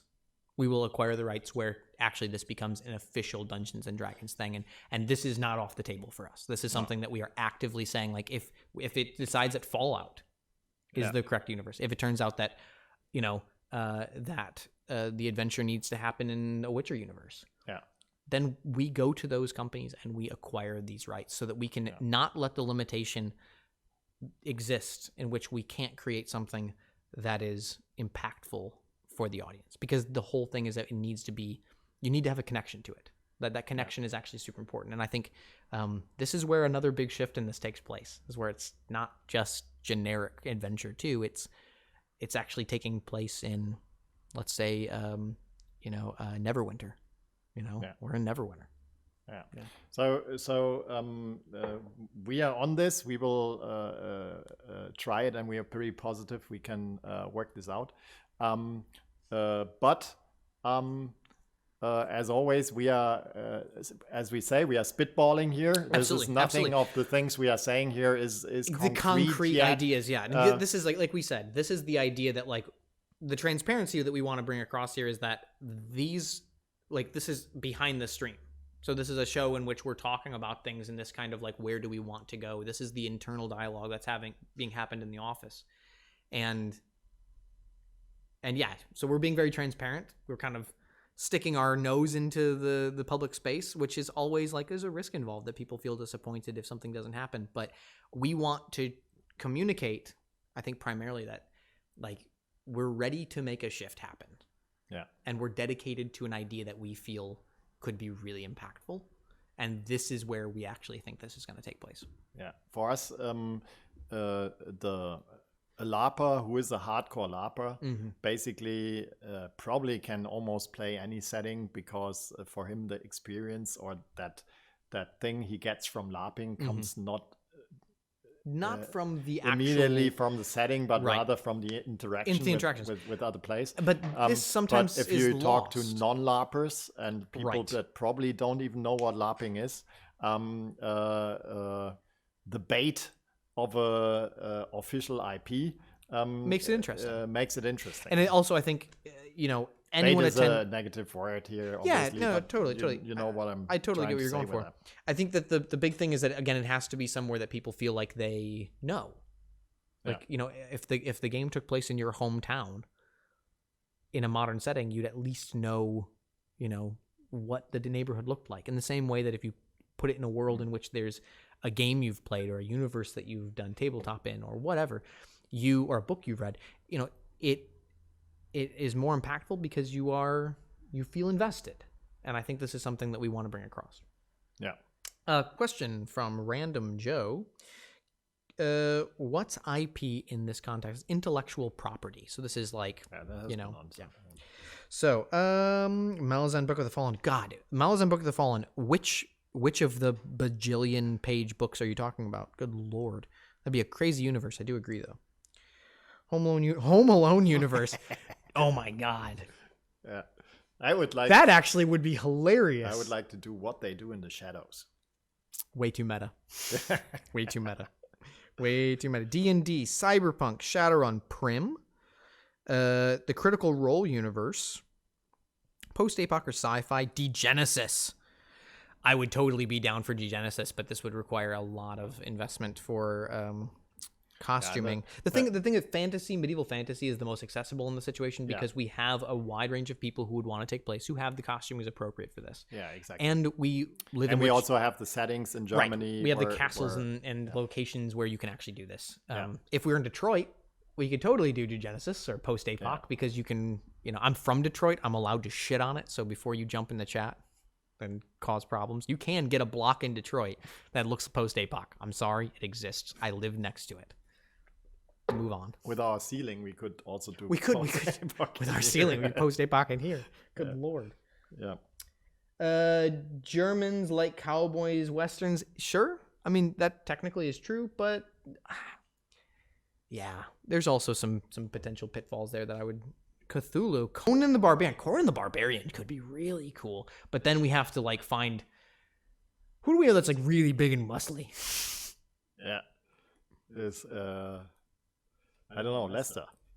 Lester, take your shirt off. I'll get the oil. Yeah. 40K. 40K is cool, but man, do they have really strict and stringent rules on the use and like the visuals for their company. They're very particular. That would be tough. Yeah. This is nothing we can promise. It's also not that we can simply choose. Is we are in talks with various partners, and we will see what we can do there. I can't promise it, but it looks promising. Let's put it like this. I mean, there's very few times where you and I think this is kind of the strength of how you and I often work together, is like there's the pushback from each other where we don't immediately say yes to each other's ideas. Because you'll look at it from one angle and I'll look at it from the other, and we come to the same conclusion at the end, or goes like, no, not a good idea. This is one that we both went like, that's crazy as shit. That's retarded. We shouldn't even try that. And then we started digging into it and went like, oh my God, this is brilliant. Yeah, for us, this is like the holy grail of streaming, if we can pull it off, because it combines all the worlds that we try to cater our content to into one spectacular thing. Yeah. That we know, unless there are some technical difficulties which cannot be solvable, we know that the rest we can sort it out with all the amazing people that are around. That we meet on all our events and that do LARP and that are just fantastic at it. Yeah. And Assassin's Creed, Buffy, man, got some good ideas in here. Yeah. Gives you something to think about. Assassin's Creed would be. Yeah, it's like pretty cool. Shout out to Ruth. If we get shout Assassin's out to Ruth will be going shout crazy. Out to Frederica from the Ubisoft Montreal team, and actually all my friends at the Ubisoft Montreal office. Really miss you guys. I look forward to seeing you guys all hopefully next year. It's been a long time. I miss you both. And Jeremy, I just got a message from you today, man. Hope you're doing well. Vikings, that would be an interesting one. But could lack things that are like historic, like Vikings. I feel like could lack a little bit of flair. I think something with fantasy is fun. If it's too historic, I think it would lose. I mean, it could be cool. You could do like Divinity Kingdom Come, for instance, is a great historic video game that we would easily be able to play within as well. Let's see. Oh, jeez. I missed the question. What's going on, Father Goblin?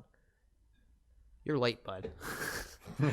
We are talking about the idea of live interactive LARP experiences done on Twitch, in which the chat directly dictates the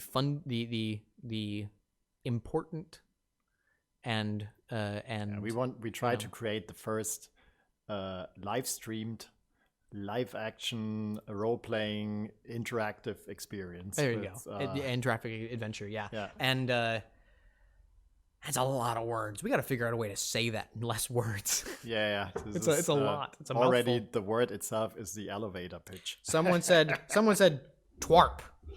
Twarp.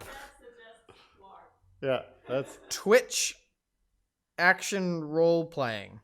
Tlarp. Twitch live action tlarp. Yeah, no, that doesn't work either. Yeah. We will have our wordsmith. The wordsmith. The wordsmith. On it. We will come up with something. Twarp. That's a terrible word. Yeah. I'd hate it, and yet you are kind of right. But please don't make that stick. Yeah, tarp is also not Tarp bad. Is not bad. Is it, though? We're gonna watch a tarp. Yeah, I went on Twitch and watched a tarp. Yeah, I don't know. This is the thing, though, is like we'll figure this stuff out as we move forward on the idea.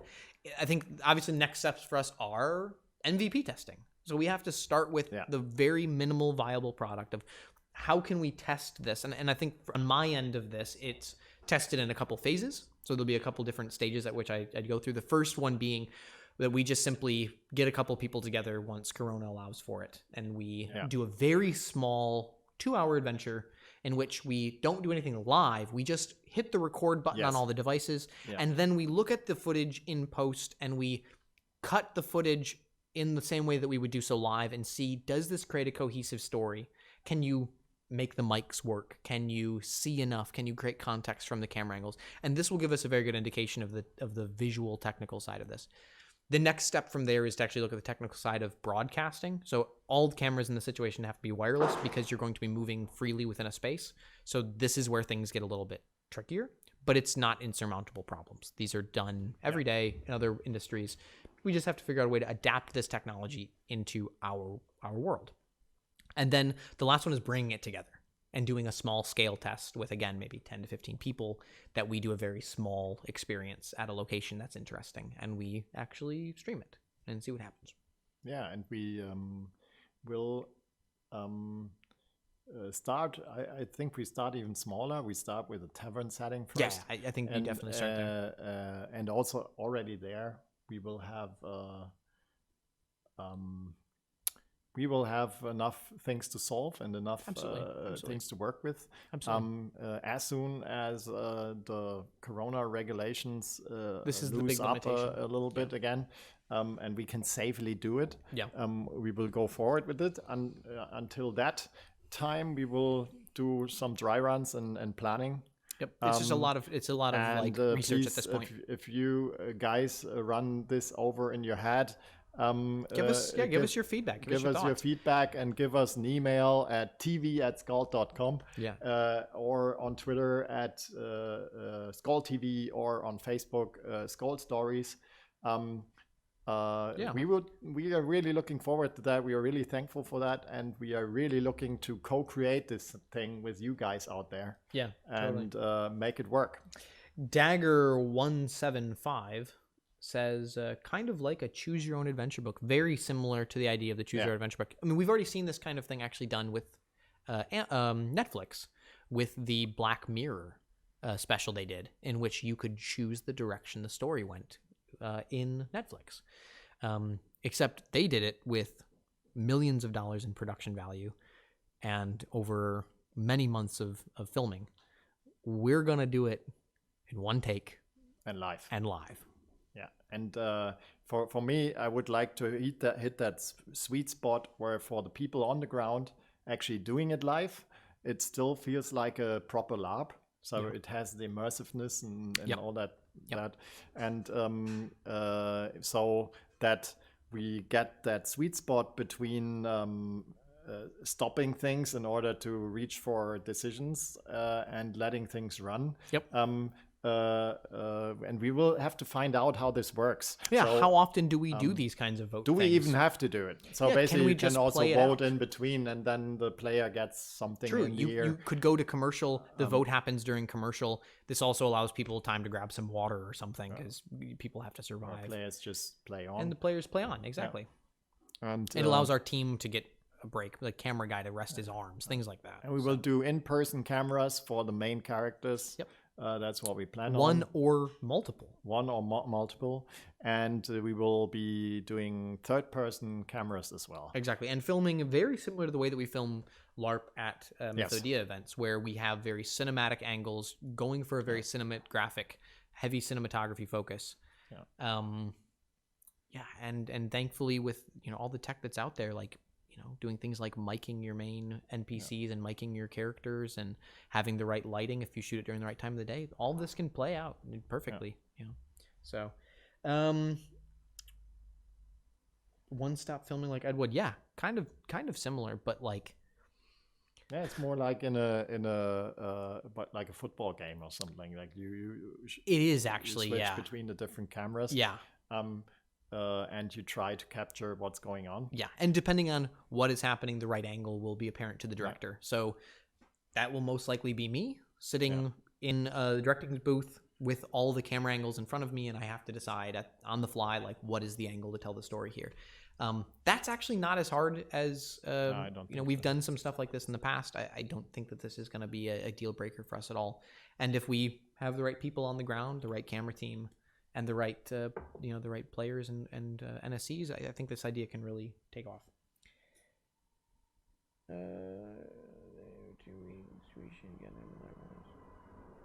Okay. So we're at 21:30. We're at. Yeah, I think we captured this all thoroughly. Yeah. I think maybe go to break, take final questions after the break, Yes. and then close things out. Good idea. I like it. All right. So for those who have not been with us, welcome to the SKALD Behind the Streams. We're spitballing, talking crazy idea that we're going to be working on in the coming weeks, months, and this next year. And asking you to join us in the chat to interact with us. Tell us what you think. We are going to go to a break, a quick 5-minute break so that we can get me more coffee. And for all of you to, as you said in the last break, smoke and poop. It's your words. Email address, just in case you would like to be part of one of these harebrained ideas, and by harebrained I mean epic in every possible way. You need to email us at tv@skald.com. Check us out on Twitter at SKALD TV, or check us out on Facebook at SKALD Stories, which is facebook.com/SKALD Stories, just in case you were wondering. All right, so we're going to jump to a break real quick so that everyone can do what they need to do. We're going to come back, answer the last series of questions that you might have about the Twitch stream that we do here at SKALD TV, projects that we are currently working on, and project that we've been doing. So if you have questions or ideas for shows, also give us ideas for other shows if you have them. We're always interested in discussing that. We have one more 30-minute block and then we'll be finished for tonight, but we'd like to invite you to join us for it. We'll be back in 5 minutes here on SKALD Behind the Streams, and we'll see you on the other side. Yeah, and psychiatrist, scrap metal dealer, and fashion tycoon come into a bar. Father Goblin asked, have Marcus tell us a joke before break. That was hilarious, wasn't it? I'm...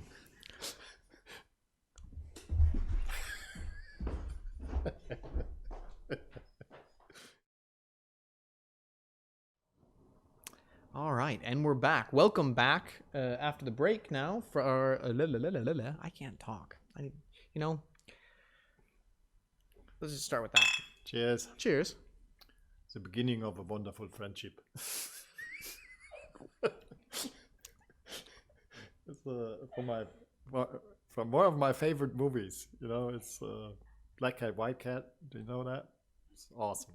Yeah, never mind. Welcome back to SKALD Behind the Streams. I'm Bale, and I'm joined with Marcus, my now friend. Yeah, I hope so. After this many years of working together, God help us if we weren't. Yeah. Okay, so we are back after our break. We're talking about the new project idea that we are going to be exploring over the next days, weeks, months, and year, which is live action interactive role play with the Twitch community live on Twitch, and really excited to explore this idea more. We're also just talking about, at this point in the show, we're just going to talk about questions that you guys have. These can be about programs that we are doing, have done, and will do, as well as just general LARP questions. If you have just general LARP questions, it's fine to throw those in as well. I'm happy to answer whatever you throw out, within reason. Yeah, I like to answer Urskumuk's question. Urskumuk. Will there be streams with history, culture, geology, religion, language, etc. of different popular LARP universes? Absolutely. Yeah, absolutely. That was the main intention of SKALD in the beginning, because otherwise we would have called the channel Mythodia. Yeah, the whole point was to find a neutral name. It's about LARP in general and not about Mythodia specifically. It's just that as we are beginning to do this, and obviously we are at the same time the people that run the Conquest of Mythodia event, we have way more access to content from Mythodia related. than regular LARPing content. So this brings me to our regular disclaimer we always do in this show. Yeah, if you have an idea, here we go again, that you want us to talk about in this channel, if you have a character you want us to portray, or you have a group that you want to show, or you have a project that you want to be heard about, or you have a LARP that you want to talk about, which does not have to be Mythodia LARP. Let us be your bullhorn. LARP. Let us project the thing you're excited about. That has to do with LARP. That's what we're here for.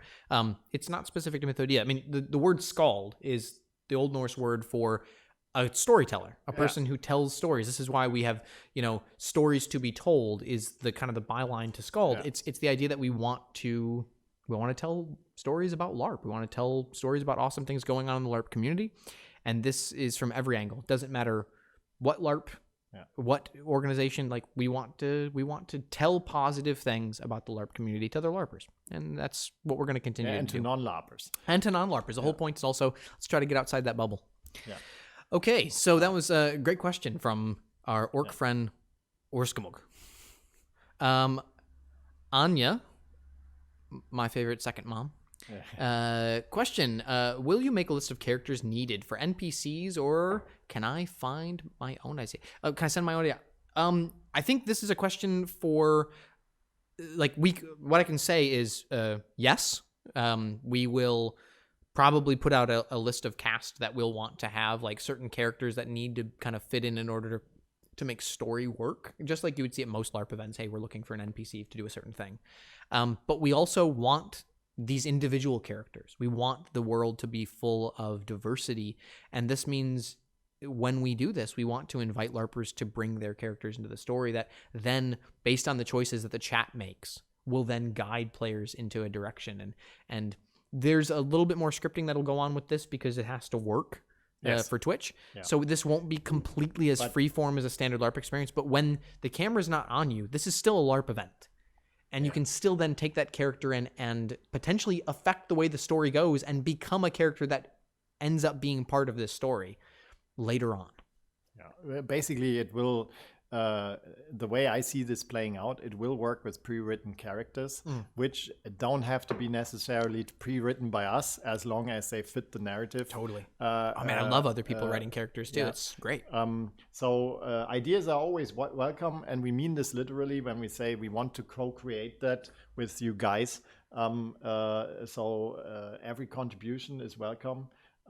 So if you have your own character idea or storyline idea or idea how we can handle things, please feel free to share it with us, and we will go over it once we are there. At the moment we're still a long way out from this point, I see the first things going on probably first quarter next year. Q1 Q2 next year, because obviously at the moment is Corona, so we will focus more on the technical side of things and solve those issues first. And the collaborative things will come later as soon as we can meet and do this together without taking risks. Totally. Scalin57, I think I know who this is. I received an email through the skald or tv@skald.com email address the other day from the folks over at the Degenesis LARP. Which has the blessing of the Degenesis writers, who are Berlin-based, which is my favorite post-APOC universe. Yeah, sure. And I'm always super excited to talk to them. Come to the show.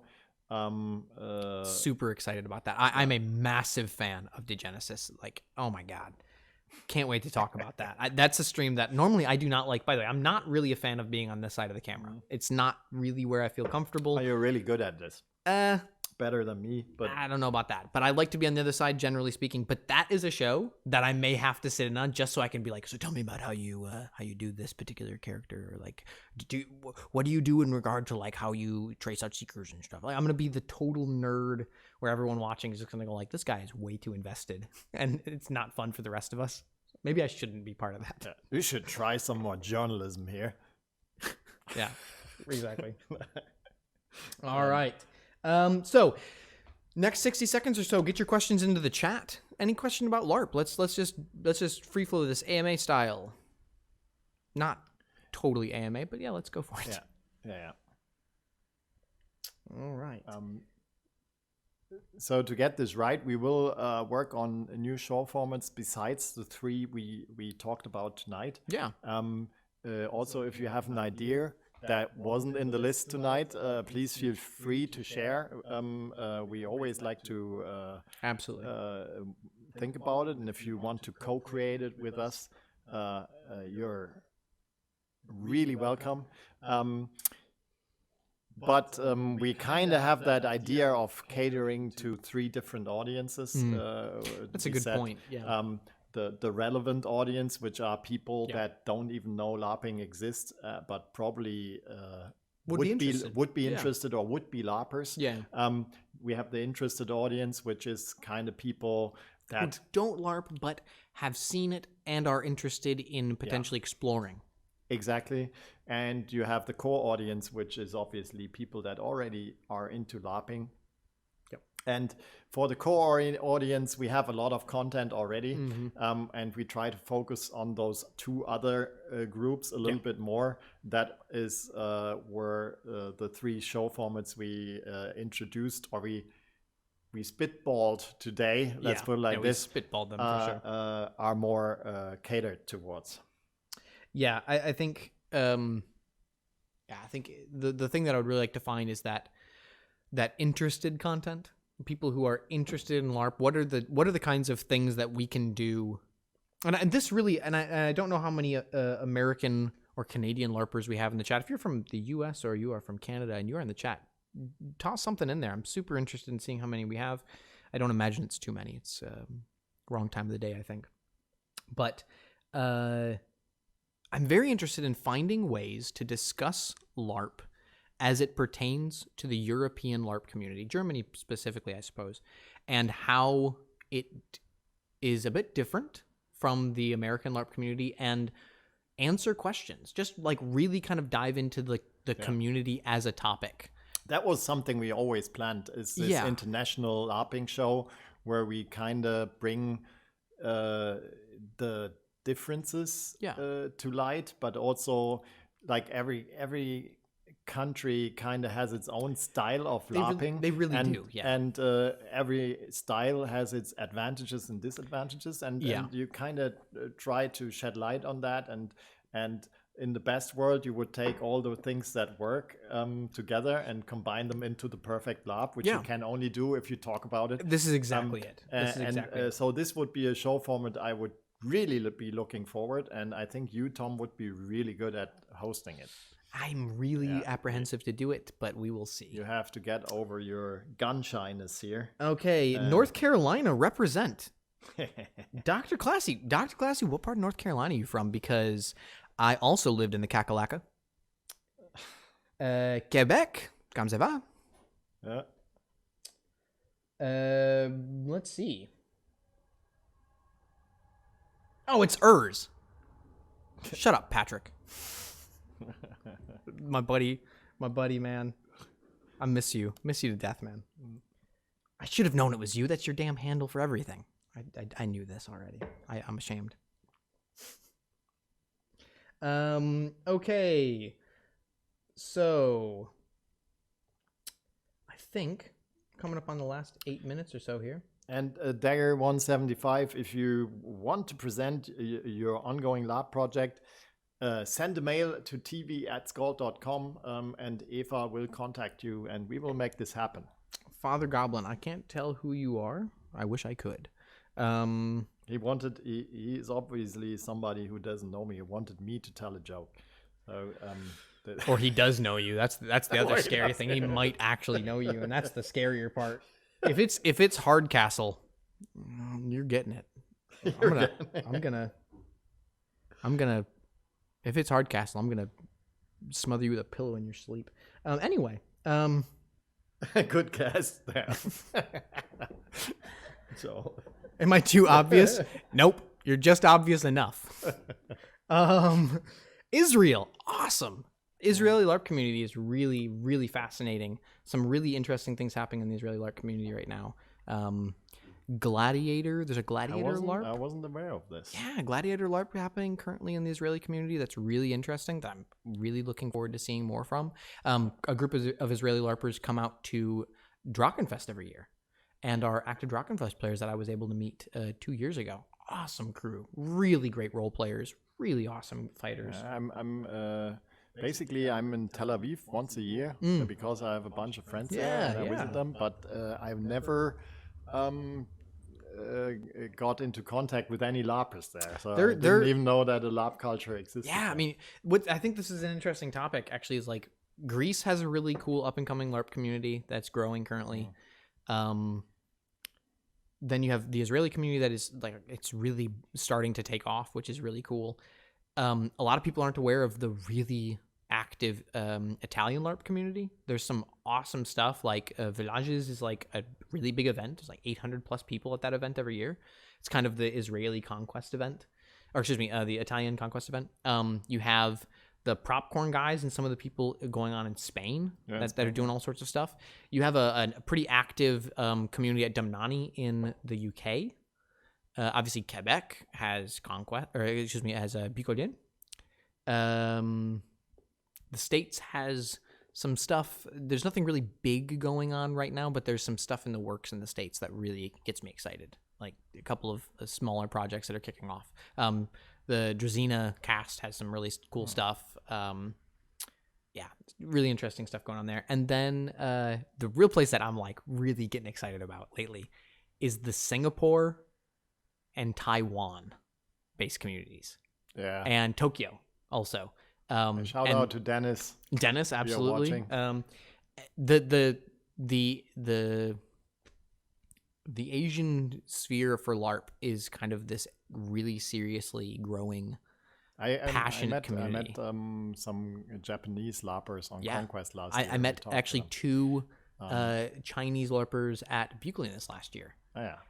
Who were wearing insanely cool costuming, very like perfectly accurate historical costumes from that culture, and were totally able to teach me about it. I was so excited for that. It was so cool. And I mean, there's stuff going on. Of course, Denmark and Sweden, Norway all have amazing shout events. Out to Joan as well. Oh yeah, Joanne, man, I miss that girl. Joanne is an insanely cool filmmaker. NYU filmmaker that's living in she's living in Singapore these days. Emma, I forget exactly where she's at. Taiwan, excuse me. She's Taiwan. She's filming there. Amazing LARPer. The Lapis Bar in Tel Aviv. Please give me the address. I will visit. That sounds like an awesome next time I'm over. That sounds like an. I love Tel Aviv. It's a great city. Bar? I love. Get out of here. That is so cool. That's something I really, there's this really weird, like rumor, I guess you could say, in the American LARP scene that in Germany, there's like a LARP store in every city.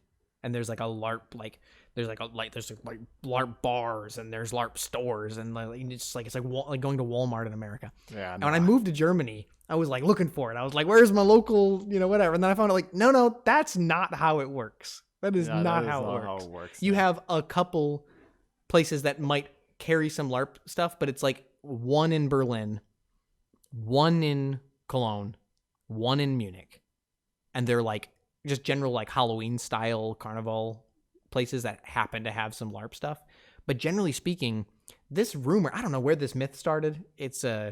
I wish it was true. I really wish it was true. Denmark, though, had a phase, didn't they? Where you could buy LARP equipment in your local grocery store. Yes, they had this, but this is also, it's kind of over. It died down a little, but it's still very big in Denmark. So you have a lot of LARPers in Denmark because I think it was because they had a TV series about LARPing, which was very popular. And that kind of pushed it to a mainstream kind of audience. And they have a very big and LARP culture there. And obviously, Conquest wouldn't be Conquest without the Danish players. Absolutely.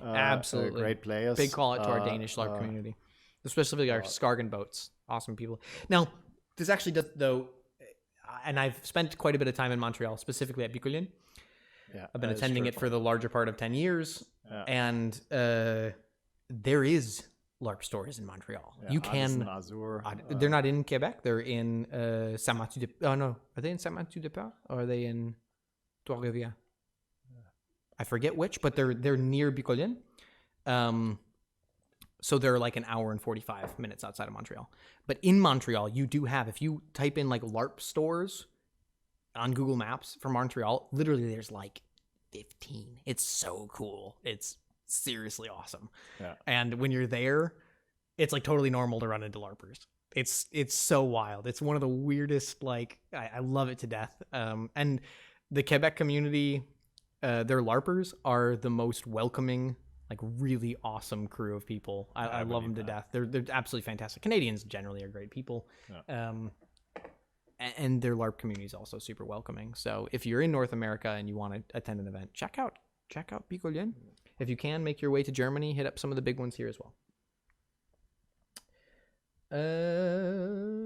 Yeah, it's funny. Yeah, it's like you as Father Goblin, or excuse me, as Dr. Classy was saying, yeah, there's actually a lot of Quebecers don't know about Bicolline, despite the fact it's on their doorstep. And when you arrive, Joel just said when he's traveling, he says he tells people he's from Canada. I've been with Father Goblin traveling before, and when people ask, he's an American. I grew up with him. He's actually, Father Goblin in chat is actually the person who brought me to LARP.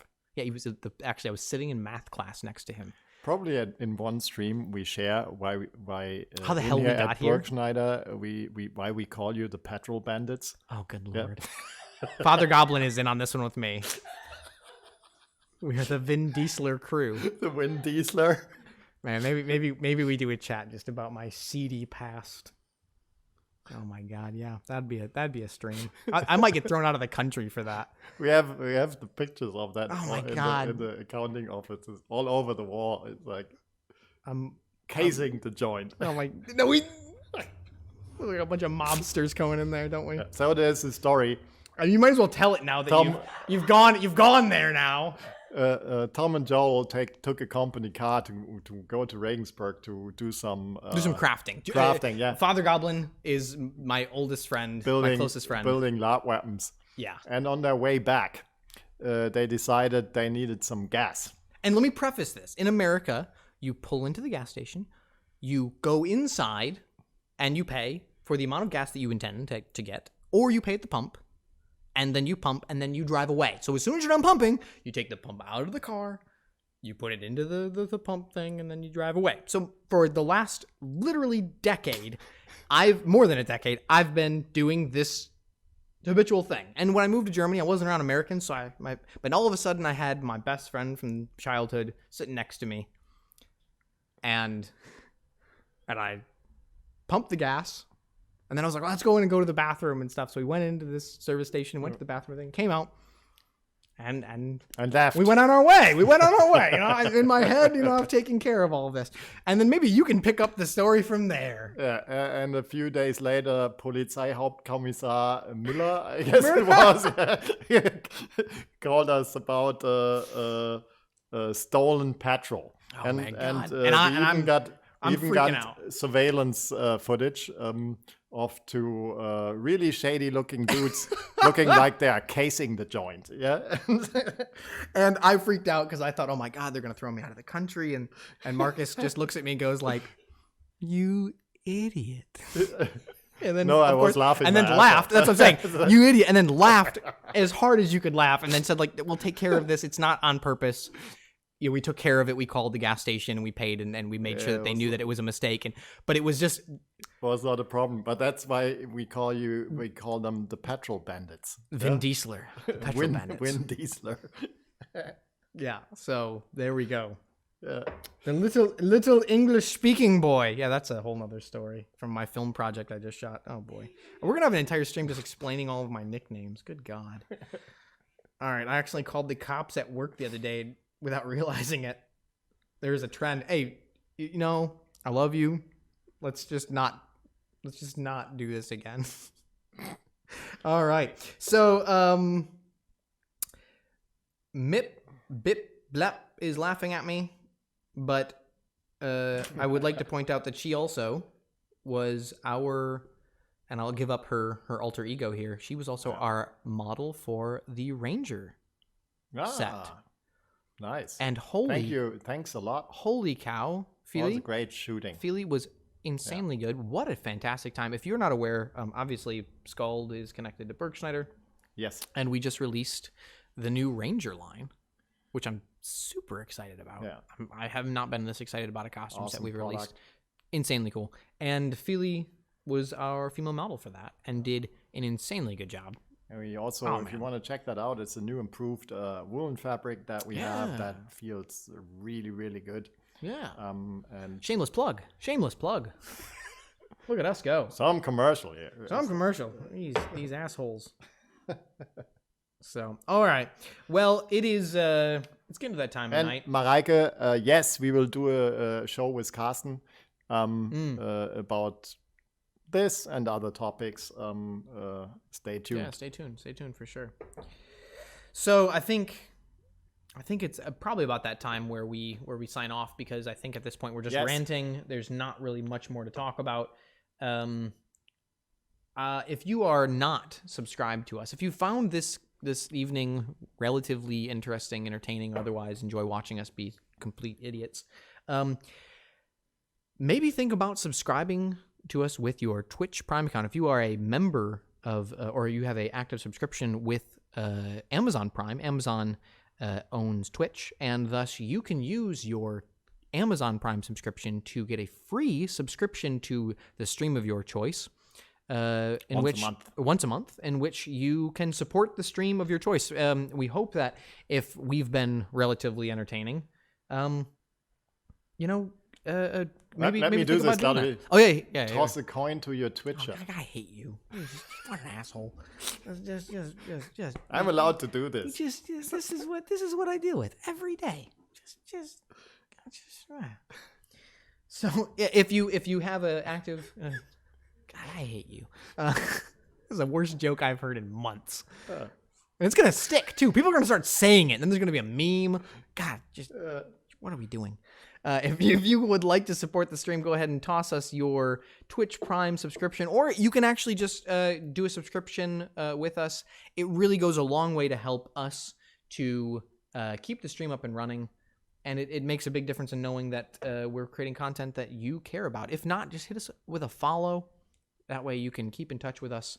And in the future, we'll be opening up some special voting options and interactivity with the chat that is specific to those who are followers, which won't cost anything, but definitely is appreciative. As you see up in the corner, there's a counter. We're trying to reach the number of 1,600 followers. We'd really like to hit that number. And so if you aren't following us, go ahead and hit that follow button. We'd always appreciate it. All right. Any final thoughts, Senor Boom? Thank you for listening to us. We are really looking forward to our new projects we outlined tonight. We also really need your help and support for that. Absolutely. So we're really looking forward to it. So that's a lot of reallys here. Really. Thanks a lot for watching. Yeah. Have a good night. Have a good night. As always, keep LARPing, America. Or like I'm trying to do like a Ron Jeremy, or not Ron Jeremy, Ron Jeremy thing is a very that's a very bad thing. Yeah. Oh, boy, Ron Burgundy thing. Boy, I'm done. I'm done here. Stay classy. That is it. Yeah. Stay classy, San Diego. Bye and good night. Ciao. Bye.